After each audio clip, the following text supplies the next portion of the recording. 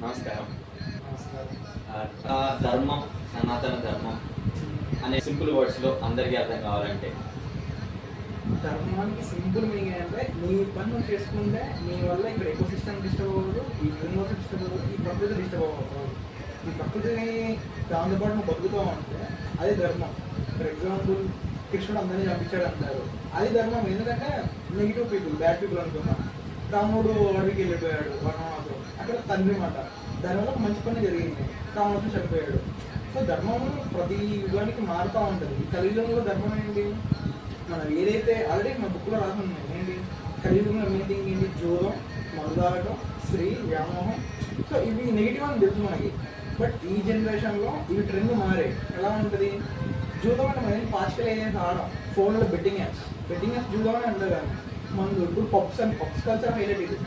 So ఇవన్నీ negative అని తెలిసి మనం ఈ ధర్మం కాదని తెలిసి మనం దానికి అట్రాక్ట్ అవుతాం. అనే కలియుగం.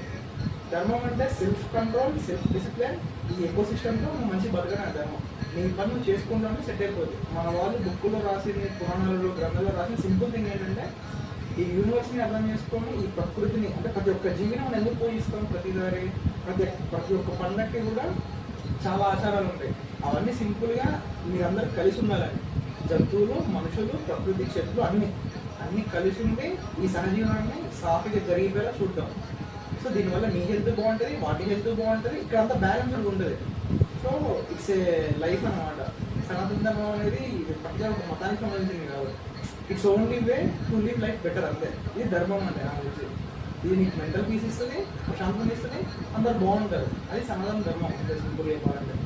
ఇంకోటి ఏంటంటే ఇప్పుడు ఆచారం అని అన్నారు కదా, అసలు ఆచారం అంటే ఏంటి? అది అందరూ తప్పకుండా ఎందుకు పాటించాలి? అంటే ఆచారం అనేది 2 టైప్స్ అనుకుందాం. ఇప్పుడు ఆచారం అంటే ఏంటి, సైన్స్ అనేది. సైన్స్ ఆచారం నాకు డిఫరెన్స్ అనుకుంది. ఎందుకంటే ఫర్ ఎగ్జాంపుల్ మనం పసుపు రాసుకుంటాం ఇంట్లో, అది ఆచారంగా చెప్పారు. చాలా మందికి ఏమనిపించింది ఈ జనరేషన్లో, పసుపు యాంటీబయోటిక్. సింపుల్గా నీకు దెబ్బ తగిలింది అనుకో, స్పిరిట్కి బదులు పసుపు వేసుకున్నా చాలా యూజ్ ఉంటుంది. మన కిచెన్లో చాలా వాడుతూ ఉంటాం ఫుడ్కి. జీలకర్ర, ధనియాలు, ఇవన్నీ ఏంటి నీ డైజెస్టివ్ సిస్టంలో నువ్వు తొందరగా అరగటానికి తిన్న పదార్థాలన్నీ కరెక్ట్గా బ్యాలెన్స్ అవుతాయి, అరిగి జీర్ణశక్తి బాగుంటుంది. ఇంకో ఎందుకు వేస్తారు? గ్యాస్ రాకుండా. సో నీ కిచెన్లోనే ఒక ఆయుర్వేదిక్ టైప్ మెడిసిన్ నీ ఇంట్లో పెట్టేసారు వాళ్ళు. మనం జరుపుకునే ప్రతి పండుగలో కూడా సేమ్ ఇలా ఉంది. ఫర్ ఎగ్జాంపుల్ వినాయక చవితి ఉంది, నిమజ్జనం కాన్సెప్ట్ ఉంది. ఏ విగ్రహాన్ని, ఏ దేవుడి విగ్రహాన్ని నువ్వు నిమజ్జనం చేయవు, ఓన్లీ వినాయకుడి విగ్రహాన్ని మాత్రమే నిమజ్జనం చేస్తాం. అసలు వినాయకుడు ఎలా తయారవుతాడు? మట్టితో దాంట్లో చాలా బైండర్స్ దొరుకుతాయి. బైండర్స్ అంటే గడ్డి, చాలా మంది ఇంతకుముందు చెట్ల నుంచి వచ్చే పొడి, ఆకులో ఎండిపోయాక వచ్చే పొడి, ఇవన్నీ కలిపి బైండర్స్ మిక్స్ చేసి వాటిని వినాయకుడు తయారు చేసి, పెద్ద వినాయకుడు తయారు చేసి మనం నిమజ్జనం చేస్తాం. దాని కాన్సెప్ట్ ఏంటి? రెయినీ సీజన్లో వచ్చింది పండుగ. కోయిన్సిడెన్స్ అయితే కాదు. రెయినీ సీజన్ వచ్చినప్పుడు వాటర్, వరదలు ఇవన్నీ వచ్చేసి సాయిల్కి ఉన్న సారం కోల్పోతుంది. మట్టి ఇలా కొట్టుకొని వెళ్ళిపోతూ ఉంటుంది, సాయిల్ ఎరోషన్ ఉంటుంది. సో దానివల్ల ఎక్కువ ఫ్లడ్స్ వచ్చేస్తే మట్టి సారం తగ్గిపోతుంది. దాని తర్వాత పంట సరిగ్గా పడదు మనకి. సో ఈ నిమజ్జనం అనే కాన్సెప్ట్తో ఒక పెద్ద మట్టి విగ్రహాన్ని నువ్వు వేస్తే దాంట్లో ఉన్న మినరల్స్, ప్రోటీన్స్ ఇవన్నీ భూమిలో కలిసిపోయి భూమి సారం మళ్ళీ పుంజుకుంటుంది. దానికి వాటర్ అబ్జార్బింగ్ కెపాసిటీ ఎక్కువ ఉంటుంది. నువ్వు తర్వాత పండించే పంట. సో ఇది రెయినీ సైకిల్ ఏమంటారు? అగ్రికల్చర్ సైకిల్ అంటారు. సో ఈ సీజన్ని అగ్రికల్చర్ సైకిల్ అంటారు. అప్పుడు ఏమైపోతుంది? ఈ పండగ వల్ల దాని తర్వాత పంటను వేసుకున్నా కూడా చాలా పుష్కలంగా ఉంటుంది, క్వాలిటీ ఫుడ్ వచ్చింది. ఇవన్నీ మనం పంట పండించే ముందు నేలని సాగు చేసుకోవడం లాంటిది. కరెక్ట్గా నేలకి నువ్వు ప్రోటీన్స్ ఇవ్వడం లాంటిది. మనం ఇంకోటి ఏంటంటే ఇప్పుడు మనం ఈ ఆకులు, పత్రి అని అంటారు కదా, వినాయకుడు చేసేటప్పుడు ఒక 16, 21 ఇట్లా పత్రి వేస్తారు కదా, 21 రకాల పత్రి వేసి పూజ చేస్తారు కదా. దాంతో పాటు ఆ ఆకులన్నీ కూడా తీసుకెళ్ళి మనం ఏదైనా నదిలో ఇళ్ళలో చేయడం వల్ల ఏమైందంటే ఆ లీవ్స్కి ఒక ప్రాపర్టీ ఉంటుందంట. నార్మల్గా ఏంటంటే వాటర్ని ప్యూరిఫై చేస్తాయంట. వాటర్లో ఉండే మాలిక్యూల్స్ ఉంటాయి కదా, వాటిని అవన్నీ అబ్జర్వ్ చేసుకొని భూమి అడుగుకి తీసుకెళ్ళి ఆ వాటర్ని ప్యూరిఫై చేస్తాయండి. ఇప్పుడు వరదలు వచ్చినప్పుడు వాటర్ అంతా మట్టి అవుతుంది కదా, నార్మల్ కనబడి మట్టి అవుతుంది కదా, దాన్ని ప్యూరిఫై చేస్తుంది అంట. ఇప్పుడు గరిక నుంచి వాడతారు. గరిక అనేది స్పెషల్గా వాటర్ చాలా ప్యూరిఫై చేస్తుంది. దాంట్లో ఏమన్నా ఇప్పుడు పాములు వచ్చేస్తాయి, వరదప్పుడు పాములు వస్తూ ఉంటాయి, పాములు విషం కప్పుతూ ఉంటాయి. ఆ విషం పూరితమైన వాటర్ని నువ్వు గరికలు లేదంటే ఇవన్నీ నిమజ్జనం పేరుతో వేయడం వల్ల అవి వాటర్లో విషాన్ని తీసేసింది. నువ్వు తాగడానికి కూడా చాలా ఫ్రీ ఉంటుంది వాటర్. పంటలో విషం కలవదుగా, పంట బాగుంటుంది, సో అందుకే వినాయకుడికి పూజ చేస్తే విఘ్నాలు కలగకుండా మన బతుకులు బాగుంటాయని చెప్పేది ఏంటంటే ఒకప్పుడు మన జీవనాధారం జాబులు, పొద్దున 9 to 5 జాబులు కాదు, చదువుకోవటం కాదు, మన జాబులు కాదు, మన భూమి మనం ఏం చేసేవాళ్ళం, వ్యవసాయం చేసుకునే వాళ్ళం, మనకి నేచర్ ఫుడ్ ఇచ్చేది.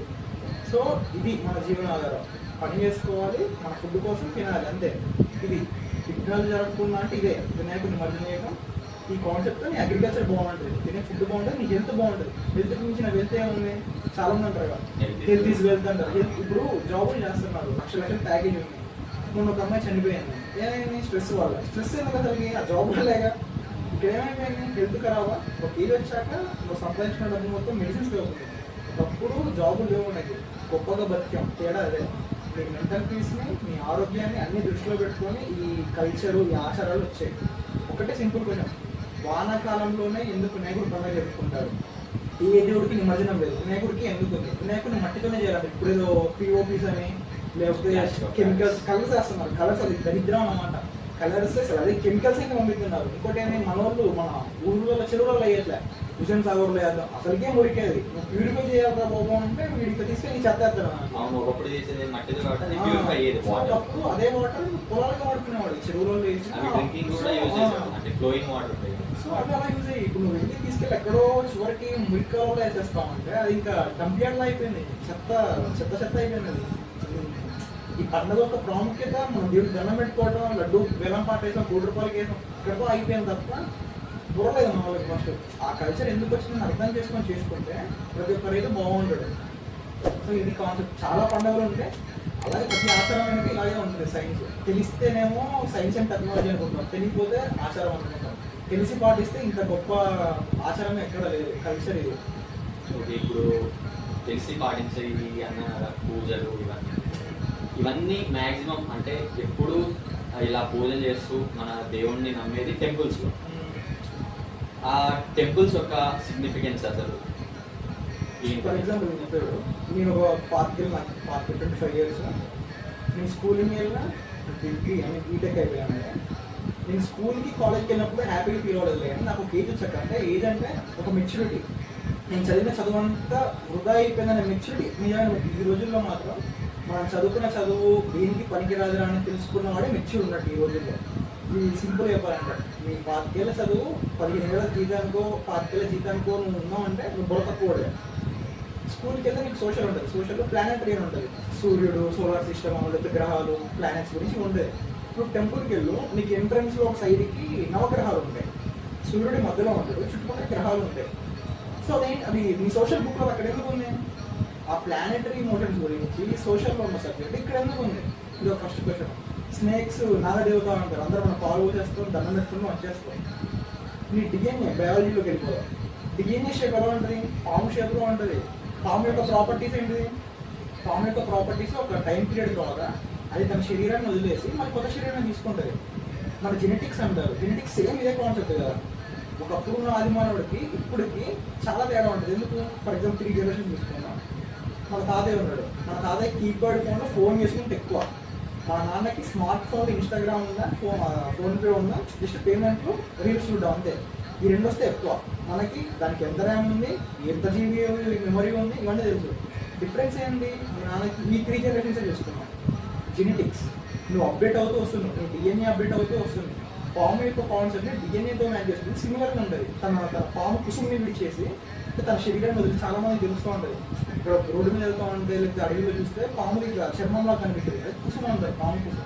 తన శరీరాన్ని వదిలేసి తను ఇంకో శరీరంతో వెళ్ళిపోతుంది. తను నేను ఇదే కదా, అప్డేట్ అవుతూ వెళ్తూ ఉంటుంది. అలాగే మనం బతుకుతాం. అప్పుడు అది మనకి ఇప్పుడు డిఫరెన్స్ ఇదే, జెనెటిక్స్ అన్నీ అప్డేట్ అవుతూ ఉంటాయి. మన పిల్లలు ఇంకా మనకి ముగ్గురులో అవుతారు. సో ఈ కాన్సెప్ట్ నీకు అలా చూపించారు, అర్థం చేసుకోవడం అంతే.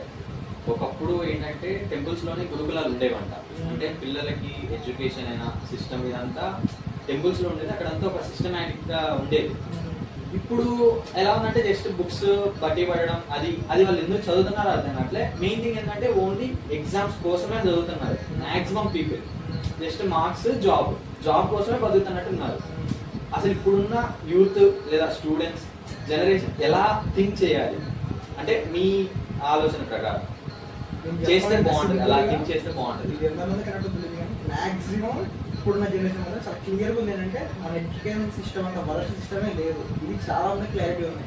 జాబ్స్ కోసం ఉండేవాడికో లేకపోతే నాలాగా మెకానికల్ ఐటీ సైడ్ ట్రై చేసి మెకానికల్ చదివినోడికి ఐటీతో పని ఉంది ఒక భ్రమ కల్పించారు, ఏంటి సాఫ్ట్వేర్లో శాలరీస్ ఎక్కువ వస్తే ఎలిమెంట్స్ అంటే తోపు అని. బట్ అక్కడ మనం తీసుకునే నాలెడ్జ్ ఎక్కడ ఉపయోగపడదు, నువ్వు అప్డేట్ అవుతూ ఉండాలి అక్కడ కూడా. నీకు ఒక అన్వాంటెడ్ స్టఫ్ అనమాట. ఏంటంటే నేను ఇల్లు కడదాం అనుకుంటున్నాను, ఇల్లు నా దగ్గర ఇంటి ప్లాన్ ఉంది, నీకు ఈ ప్లాన్ ఎలా బిల్డప్ చేయాలి నీకు చెప్పను నేను. నీ ఎంత నువ్వు ఎలా ఆలోచించుకోవాలి, ఎలా ఇల్లు కట్టాలి నేను చెప్పను. నీకేంటి ఆ ఇటుక నువ్వు ఒక గోడ వరకు నీకు లిమిటెడ్ స్టఫ్ ఇచ్చేసి నీకు ఆ గోడ వరకు కట్టమని చెప్తా, ఇంకొకటికి ఇంకో గోడ కట్టమని చెప్తా. అలా మీ అందరితో ఒక్కొక్క గోడ పేర్చుకుంటూ ఒక పెద్ద బిల్డింగ్ లేపాడు. నీకు ఇప్పటికీ ఒక 100 సంవత్సరాలు ఆ గోడ కట్టుకుంటూ ఉంటావు తప్ప నీకు ఇల్లు ఎలా ఇల్లు కట్టాలి నీకు తెలియదు. ఇప్పుడు మనకి ఇచ్చిన స్టఫ్ అంతా లిమిటెడ్ నాలెడ్జ్, అన్వాంటెడ్ స్టఫ్ అనుకో సింపుల్గా. నీకు ఒక లిమిటెడ్ స్టఫ్ ఇచ్చేసి ఎడ్యుకేషన్లో కానీ నీ కాలేజ్లో లిమిటెడ్ స్టఫ్ వాడికి ఏదైతే పని కావాలో అది నీతో చేయించుకుంటాడు, నీకు లిమిటెడ్గా ఇచ్చేసి దానికి నీకు డబ్బులు ఇస్తాడు. ఒకసారి ఆలోచించావా, ఏ సాఫ్ట్వేర్ కంపెనీ ఎంప్లాయ్ అయినా ఎందుకు ఇంకో సాఫ్ట్వేర్ కంపెనీ పెట్టలేడు? ఒక 10 సంవత్సరాలు జాబ్ చేసుకుంటూ ఉండడు తప్ప ఇంకో కంపెనీ పెట్టలేడు. ఎందుకు? వాడికి లిమిటెడ్ స్టఫ్ సరిపోయింది లైఫ్ అంతా. సో అదే సింపుల్. ఇప్పుడు మన టెంపుల్స్లో లేకపోతే అప్పుడు నేర్పించారు నాలెడ్జ్. అదేంటి, ప్రతి ఒక్కరికి ఒకలా ఉండదు ఐక్యూ. ప్రతి ఒక్కరికి కొంతమందికి ఫిజికల్ ఫిట్నెస్ ఉంటుంది, కొంతమందికి మెంటలీ షార్ప్ ఉంటారు. అందరికీ తెలిసిన స్టోరీ, ధనుర్విద్య నేర్పడానికి ద్రోణాచార్యుడి దగ్గరికి అందరూ వెళ్తారు. భీముడికి మాత్రమే గద విద్య నేర్పుతారు, అర్జునుడు ఒక్కడే ధనుసులో తోపు అనమాట. ఎందుకు? అర్జునుడి టాలెంట్ ధనుర్విద్యలో ఎబిలిటీ, అతని ఎబిలిటీ గురువుకి అర్థమైంది. Is a teacher. అంటే ఆ ఏజ్ లో మనకి తెలియదు ఏది మనకు వచ్చు అని. అవును, మన ఎదిగే వయసు అంటే లైక్ ఎంతవరకు ఒక 18 years వరకు చిన్నప్పుడు ఒక స్కూలింగ్. ఇప్పుడు మనకి 5 years అనుకున్నాం. పిల్లలకి అన్నీ అప్పుడప్పుడు తెలుస్తూ ఉంటాయి. క్రియేటివ్ మైండ్స్, హ్యూమన్స్ కానీ ప్రతి ఒక్క జీవి. ఒక సింహాన్ని కూడా వేయడం అని నేర్పిడు, వాళ్ళ అమ్మ నేర్పించేది. ఎందుకు? చదువుకోమని చెప్పచ్చు. ఇలా మన మనుషులకి ఎందుకు? మనుషులకి ఏమి చెప్తారు? నువ్వు బుర్రలో ఉండాలని చెప్తారు. సో ఆ ఎదిగే వయసులో 6 to లేక 5 to ఒక 18 వరకు నీ బ్రెయిన్ చాలా ఫాస్ట్ పని చేస్తూ ఉంటుంది. ఆ టైంలో నువ్వు ఏదనుకుని అయిపోతావు. నువ్వు బాణాలి అన్నయ్యతో లేకపోతే ఇంకోటి చెప్పాలని అమ్మాయి నేను మోటివేట్ చేసే విధానాన్ని బట్టి. సింపుల్. కొంతమంది చాలా అమాయకంగా పెరుగుతారు, కొంతమంది చాలా వైల్డ్గా పెరుగుతారు, కొంతమంది బ్యాక్ బెంచ్ అని చెప్తారు. ఎందుకు? సో ఇక్కడ ఎవరి టాలెంట్ ఆడలే. అది తెలుసుకోలేక మన స్కూల్ కానీ సిస్టమ్ కానీ అందరికి కలిపి ఒకటే చెప్పాను, నువ్వు ఇదే అవ్వాలి, ఇదే చదవాలి. అప్పుడు ఏమైపోద్ది? డాక్టర్ అయ్యేవాడు 10th అయ్యేవాడు, లేకపోతే పోలీస్ అయ్యేవాడు ఇక్కడ అయ్యేవాడు.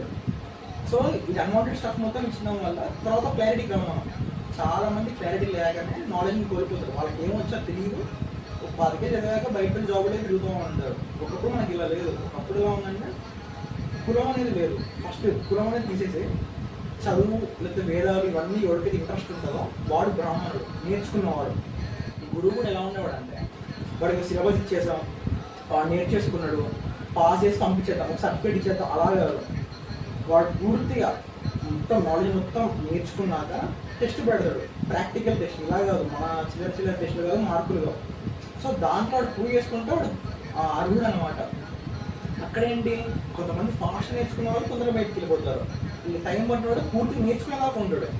సో వాడికి దేంట్లో టాలెంట్ ఉంటుందో దాంట్లో వాడు దేంట్లో అయితే మెరిట్ అవుతాడో దాన్ని ఇంకా షార్ట్ టైం చేసి పంపించేవాళ్ళు. ఫర్ ఎగ్జాంపుల్ సర్జరీ చేసేవాడికి కత్తితో పని ఏంటి? ఇప్పుడు రాజ్యంలో యుద్ధాలు జరుగుతూ ఉంటాయి, యుద్ధానికి నేను పంపించారు కదా, వీడికి ఆయుర్వేదం బాగా టచ్ ఉంటుంది. వీడు అక్కడ దెబ్బ తగిన వాళ్ళకి ఏ మందులు ఇవ్వాలి, ఎలా నయం చేయాలని చూస్తాడు. వీడి పోయి యుద్ధం చేయడు కదా, ఎందుకు? వీడికి దీంట్లో స్కిన్ వచ్చేసింది, వీడి దీంట్లో తోపు. వీడిని పోయి నువ్వు యుద్ధం చేయడం కూడా చేయలేడు, చచ్చిపోతాడు. అక్కడికి పోయి అందరిని బతికించేవాడు వీడు చచ్చిపోతాడు. రాజు కూడా అంతే, రాజుకు ఆయుర్వేదం నేర్పించాల్సిన పని లేదు, బేసిక్ నేర్పిస్తారు అంతే. ఎప్పుడన్నా జరిగినప్పుడు బేసిక్ మెడిసిన్స్ ఉంటాయి, ఫస్ట్ ఎయిడ్ టైప్ సింపుల్గా ఫస్ట్ ఎయిడ్ టైప్ నేర్పిస్తారు తప్ప. సో ప్రతిదీ వస్తే ఇంకా గ్రేటే. సో వాడికి పర్టికులర్గా దేంట్లో ప్రాంప్ట్లో దేంట్లో టాలెంట్ ఉంటుంది నాకు నేర్పించాలి. ఇప్పుడు మనకేంటి అలా కాదు, సోషల్ కావాలి, ఫిజిక్స్ కావాలి, లాస్ట్కి ఏది రాకుండా పోవాలి. ఇది ఒకప్పుడు లేదు. అదే సింపుల్గా చెప్పాలంటే అంతే. వేదాలు కానీ ఇవన్నీ అలాగే వచ్చాయి. అందరు బలవంతం అనేది రుద్దలేదు. కుండ పని చేసేవాడు కుండ పని చాలా బాగా చేసుకునే వాళ్ళు, చెక్ పని చేసే వాళ్ళు, కార్పెంటర్ వాళ్ళు బాగానే బతికారు, అందరూ కలిసి బతికారు. ఇక్కడ అహం వచ్చేసేసి ఎడ్యుకేషన్ అని చెప్పేసి చదువుకున్నాడు గొప్ప అని చెప్పేసి ఖరాబ్ అయిపోయాడు. అంటే ఇంకోటి ఏంటంటే ఇప్పుడు ప్రతి ఒక్కళ్ళు టెంపుల్స్కి వెళ్ళి దేవుణ్ణి, ఇప్పుడు నార్మల్గా కొంతమంది టెంపుల్స్ ఉంటారు అంటే వాళ్ళ దగ్గరలో. ఇప్పుడు కొన్ని ఊళ్ళలో ఎటువంటి అంటే గ్రామ దేవతని ఒక రాయి పెట్టైనా ఏదైనా పూజిస్తారు. ఇంకొన్ని ప్లేస్లలో ఎలా ఉంటుంది అంటే వాళ్ళ పనిముట్లు, ఇప్పుడు వాళ్ళ వృత్తి ఉంటుంది కదా, ఇప్పుడు నార్మల్ కటింగ్ చేసేవాడికి కత్తెర, ఇప్పుడు కార్పెంటరీ చేసేవాడికి బాడీ సబ్బులు ఇట్లాంటివి ఉంటాయి కదా, ఇవి వాళ్ళ పనిముట్లనే వాళ్ళు దేవుళ్ళ ఫీల్ అయ్యేటోళ్ళు. అంటే ఇప్పుడు దేవుడికి ఒక ఆకారం ఉంటుందా, అసలు అవసరం లేదా, అసలు దేవుడు అంటే ఏంటి అసలు? ఇప్పుడు ఇంకో విషయం చెప్తాను. ఇప్పుడు ధర్మం అంటారు, లేకపోతే ఇప్పుడు నువ్వు చెప్పినట్టు పనిముట్లు పని చేసుకోవడానికి పనిముట్టు ఉన్నప్పుడు నీకు పని అనేది దేవుడితో పని ఏముంది, నీకు ఆ పని ఎలా చేయాలో తెలిసినప్పుడు దేవుడితో పని ఏముంది. మనం దేవుడి దగ్గరికి దండం పెట్టుకొని వచ్చేస్తాం. ఇప్పుడు ఆయన నిజంగా హెల్ప్ చేస్తే నువ్వు చేయాల్సిన పని లేదుగా, నువ్వు చేయాల్సిన పని లేదు. దేవుడు అవసరం ఏముంది, సింపుల్ ఒకటే క్వశ్చన్. నీ లైఫ్ను బతుకుతున్నావు, నీకు కొన్ని రూల్స్ అండ్ రెగ్యులేషన్స్ ఉన్నాయి. సింపుల్గా చెప్పాలంటే కాన్స్టిట్యూషన్ ఉంది, రాజ్యాంగం అంటారు, అందరికీ తెలుసు. రాజ్యాంగం వాళ్ళకి స్థాపించబడింది, దాంట్లో కొన్ని రూల్స్ ఉన్నాయి. అంటే నీకంటూ ఏం రైట్స్ ఉండాలి, నాకంటూ ఏం రైట్స్ ఉండాలి, మనోభావాల గురించి అన్నిటి గురించి. For example education, right education చాలా ఉంటాయి రూల్స్. అవన్నీ ఉన్నప్పుడు పిఎంతో పని ఉంది. రేపు పొద్దున పిఎం చచ్చిపోతే ఒకవేళ రాజ్యాంగం మోదు కదా. పిఎం ఉన్నా ఎవరున్నా కొన్ని రూల్స్ ఉన్నాయి రాజ్యాంగంలో, అది ఫాలో అయితే నీకు పిఎంతో పని ఉంది. సో సింపుల్గా మన వేదాలు కానీ గ్రంథాలు కానీ దేవుడు అనే కాన్సెప్ట్ కూడా అలాంటిదే. నీకు ఇలా చేయాలని చెప్పినప్పుడు మనం చేస్తే సరిపోతుంది, నీకు దేవుడితో పనే లేదు నేను చెప్పాలంటే. కాకపోతే మనకు ఒక పాజిటివ్ వైపు వస్తుంది. ఇప్పుడు ఏంటి, మనకి పిఎం ఉంటే అలా సెక్యూర్ ఫీల్ అవుతాను, దేవుడు ఉంటే అంత సెక్యూర్ ఫీల్ అవుతాం. మంచిగా దండం పెట్టుకొని పని చేసుకుంటే ఒక పాజిటివ్ మైండ్తో వర్క్ స్టార్ట్ చేస్తావు. ఫర్ ఎగ్జాంపుల్ నేను రేపు ఎగ్జామ్ ఫెయిల్ అయిపోతే నేను మన భయం వేస్తుంది ఇప్పుడు రాస్తే వాడు ఎంత మంచి స్టూడెంట్ అయినా ఫెయిల్ అయిపోతుంది. మైండ్లో ఉంటుంది గేమ్. ఎంత తోపైనా కూడా, ఎంత నాలెడ్జ్ ఉన్నా కూడా నీకు భయం ఉందనుకో పని సరి చేయలేవు. ఇంకోటి ఏమంటే ఒక పాజిటివ్ వైపు కోసం దేవుడికి దండం పెట్టుకుని వెళ్తాం. చాలా మంది చిన్నప్పుడు వెళ్ళేవాళ్ళు దేవుడికి వెళ్ళి 10th ఎగ్జామ్స్కి, పబ్లిక్ ఎగ్జామ్స్ ఫస్ట్ టైం రాయడం. సో దేవుడికి దండం పెట్టుకుంటే ఒక ఏం లేదు, అమ్మ నన్ను పాస్ అంటే ఏం లేదు, మనమే చదివాం, నైట్ మొత్తం కూర్చొని చదివాం. మన ఇంట్లో వాళ్ళు ఏంటి, మొక్కకూర ఏమైంది, అమ్మవారు చూసిద్ది, అమ్మవారు వచ్చి ఎగ్జామ్ రాయదు. ఒక పాజిటివ్ వైవ్ వాళ్ళకి ఉంటుంది, అమ్మ వాళ్ళకి ఉంటుంది, అమ్మ వాళ్ళకి తాతయ్య వాళ్ళకి ఒక నమ్మకం నుంచి వచ్చింది. కాబట్టి దండం పెట్టుకున్నా నువ్వు బాగా రాస్తారపో, అప్పటి వరకు నేను చెప్పలేదు, వాళ్ళకి ధైర్యం సరిపోదు. నీ మీద నమ్మకం కన్నా ఒక శక్తి ఉంది, ఆ శక్తి మీద నమ్మకం ఎక్కువ వాళ్ళకి. వాళ్ళు దండం పెట్టుకున్నారు, అమ్మ మా అబ్బాయి లేదా మా మనవాడు ఎగ్జామ్ మంచి రాయాలమ్మా, వాళ్ళకి అది ధైర్యం ఇస్తుంది. వాళ్ళకున్న ధైర్యం నీకు ధైర్యాన్ని ఇస్తుంది. నువ్వు మంచి రాయకపోతే అమ్మవారికి చెప్పేసి నేను అంటే ఏంటది, అమ్మవారు ఏమన్నా ఎగ్జామ్ పేపర్ క్వశ్చన్ చేయదు. అతని నమ్మకం ఏదైతే ఉందో ఆ నమ్మకాన్ని నీకు ఇస్తాను. అతను నేను మొక్కాను, నేను మొక్కా, నువ్వు ఎగ్జామ్ మంచిగా రాస్తావు, అమ్మవారికి చెప్పేసి వెళ్ళిపో రాయిపో, ఏం కాదు అమ్మవారు చూసుకుంటుంది, అమ్మవారు రాపిస్తా అంటారు. అమ్మవారు రాపిస్తా అంటే ఏంటి, ఆ వైపు నీకు ఉంటే నువ్వు ఫటాఫట్ రాసేస్తావు ఎగ్జామ్. Positive thought. కొంతమంది ఉంటారు నార్మల్ ఎగ్జాంపుల్ చెప్తా, నువ్వు ఎంత రాయలేరా, ఫెయిల్ అయిపోతలేరా, నీ ముఖాన్ని ఇట్లా అన్నారు అనుకో, వాడు ఎంత తోపోయినా వాడు ఫెయిల్ అయిపోతాడు, నిజంగా ఫెయిల్ అవుతుంది. వాడి మైండ్లో ఆడుతుంది గేమ్.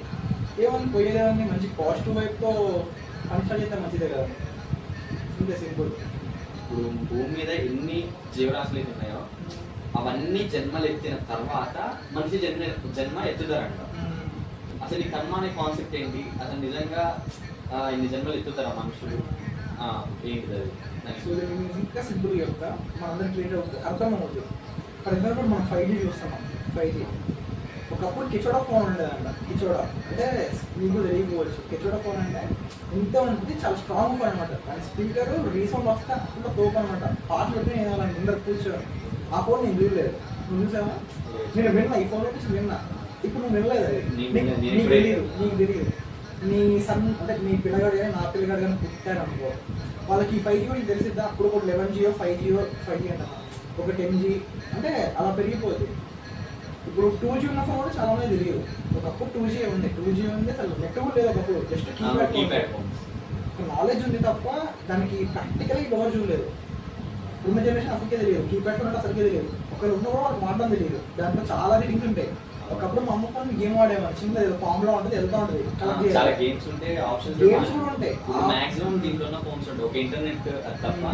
సో ఇప్పుడు ఇవి మనం చూసాం, మన తర్వాత వచ్చే జనరేషన్ చూపొచ్చో తెలియదు, అసలు కీప్యాడ్ ఫోన్ అనేది ఉండేదని కూడా తెలియదు.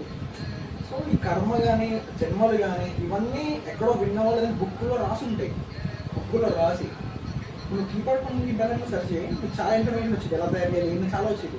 ఇన్ఫర్మేషన్ ఒకటే ఉంటుంది. ప్రూఫ్ అంటే అప్పుడు నువ్వు లేవు కదా, ఆ టైంలో అయినా నువ్వు లేవు, నీకు ఎలా తెలిసింది? ప్రూఫ్ అంటే నీకు ఒక నాలెడ్జ్ దీంట్లో ఇంటర్నెట్లో దొరికినట్టు మన వాళ్ళు నాలెడ్జ్ని గ్రంథాలలో శిల్పాలలో చెక్కి పెట్టేశారు. టెంపుల్స్ మీద కానీ పురాణాలలో కానీ ఆగమనాలు ఏమంటారు, సో సంథింగ్ పురాణాలు లేకపోతే గీత కానీ ఎవడో చెప్పాడు అంటారు. ఇవన్నీ నువ్వు చూడలేదు, బట్ నీకు ఎలా తెలుసు? ఎక్కడో వినిపించింది, ఎక్కడో వినిపించింది, లేదంటే ఇక్కడ పురాణాలలో బుక్స్లో వచ్చింది స్టోరీస్. ఇవన్నీ ఎలా వచ్చాయంటూ నువ్వు చూడనంత మాత్రాన అవన్నీ లేవంటే మూర్ఖత్వం. పోనీ లేదు, జన్మలు ఇవన్నీ ట్రాక్ అనుకుందాం. విష్ణుమూర్తికి ఏం అవసరం, 10 అవతారాలు ఎత్తాల్సిన అవసరం? అసలు అసలు ఆ కాన్సెప్ట్ ఏంటి? ఒకటి లేదంటే అసలు ఆ టాపిక్కే రాకూడదు. అది వచ్చింది అంటే నీకు తెలియదు అంతే, ఉందేమో. కర్మ సింపుల్ చెప్పాలంటే ఈరోజు నువ్వు నన్ను విష్ చేసావు అనుకో, మంచిగా బాగున్నాం, మంచిగా మాట్లాడుతున్నాం, ఓకే. ఈరోజు మన మధ్య గొడవ అయింది, బయటికి వెళ్ళిపోయావు. రేపు నీకు యాక్సిడెంట్ అయింది అనుకో, రేపు నాకు కనబడ్డావు రోడ్డు మీద, నీకు ఎందుకు హెల్ప్ చేస్తా? వీడు బాగా ఇబ్బంది పెట్టారా, నేను వాడికి ఎందుకు హెల్ప్ చేయాలి? ఇప్పుడు నువ్వు నాతో మాట్లాడింది మంచి కర్మ అనుకో, అంటే ఒక గుడ్ రిలేషన్షిప్ మంచి కర్మ అనుకో, నువ్వు చేసే పని అది నీకు హెల్ప్ అవుద్ది. అది నువ్వు ఎవరికి చేయాల్సిన పని లేదు. సో నువ్వు చెడు చేసావు అనుకో, రేపు నీకు యాక్సిడెంట్ అయినా నీకు ఓవర్ రాడు. ఎందుకు? కర్మ అంటారు వీడు, ఇదే కర్మ అంటే సింపుల్.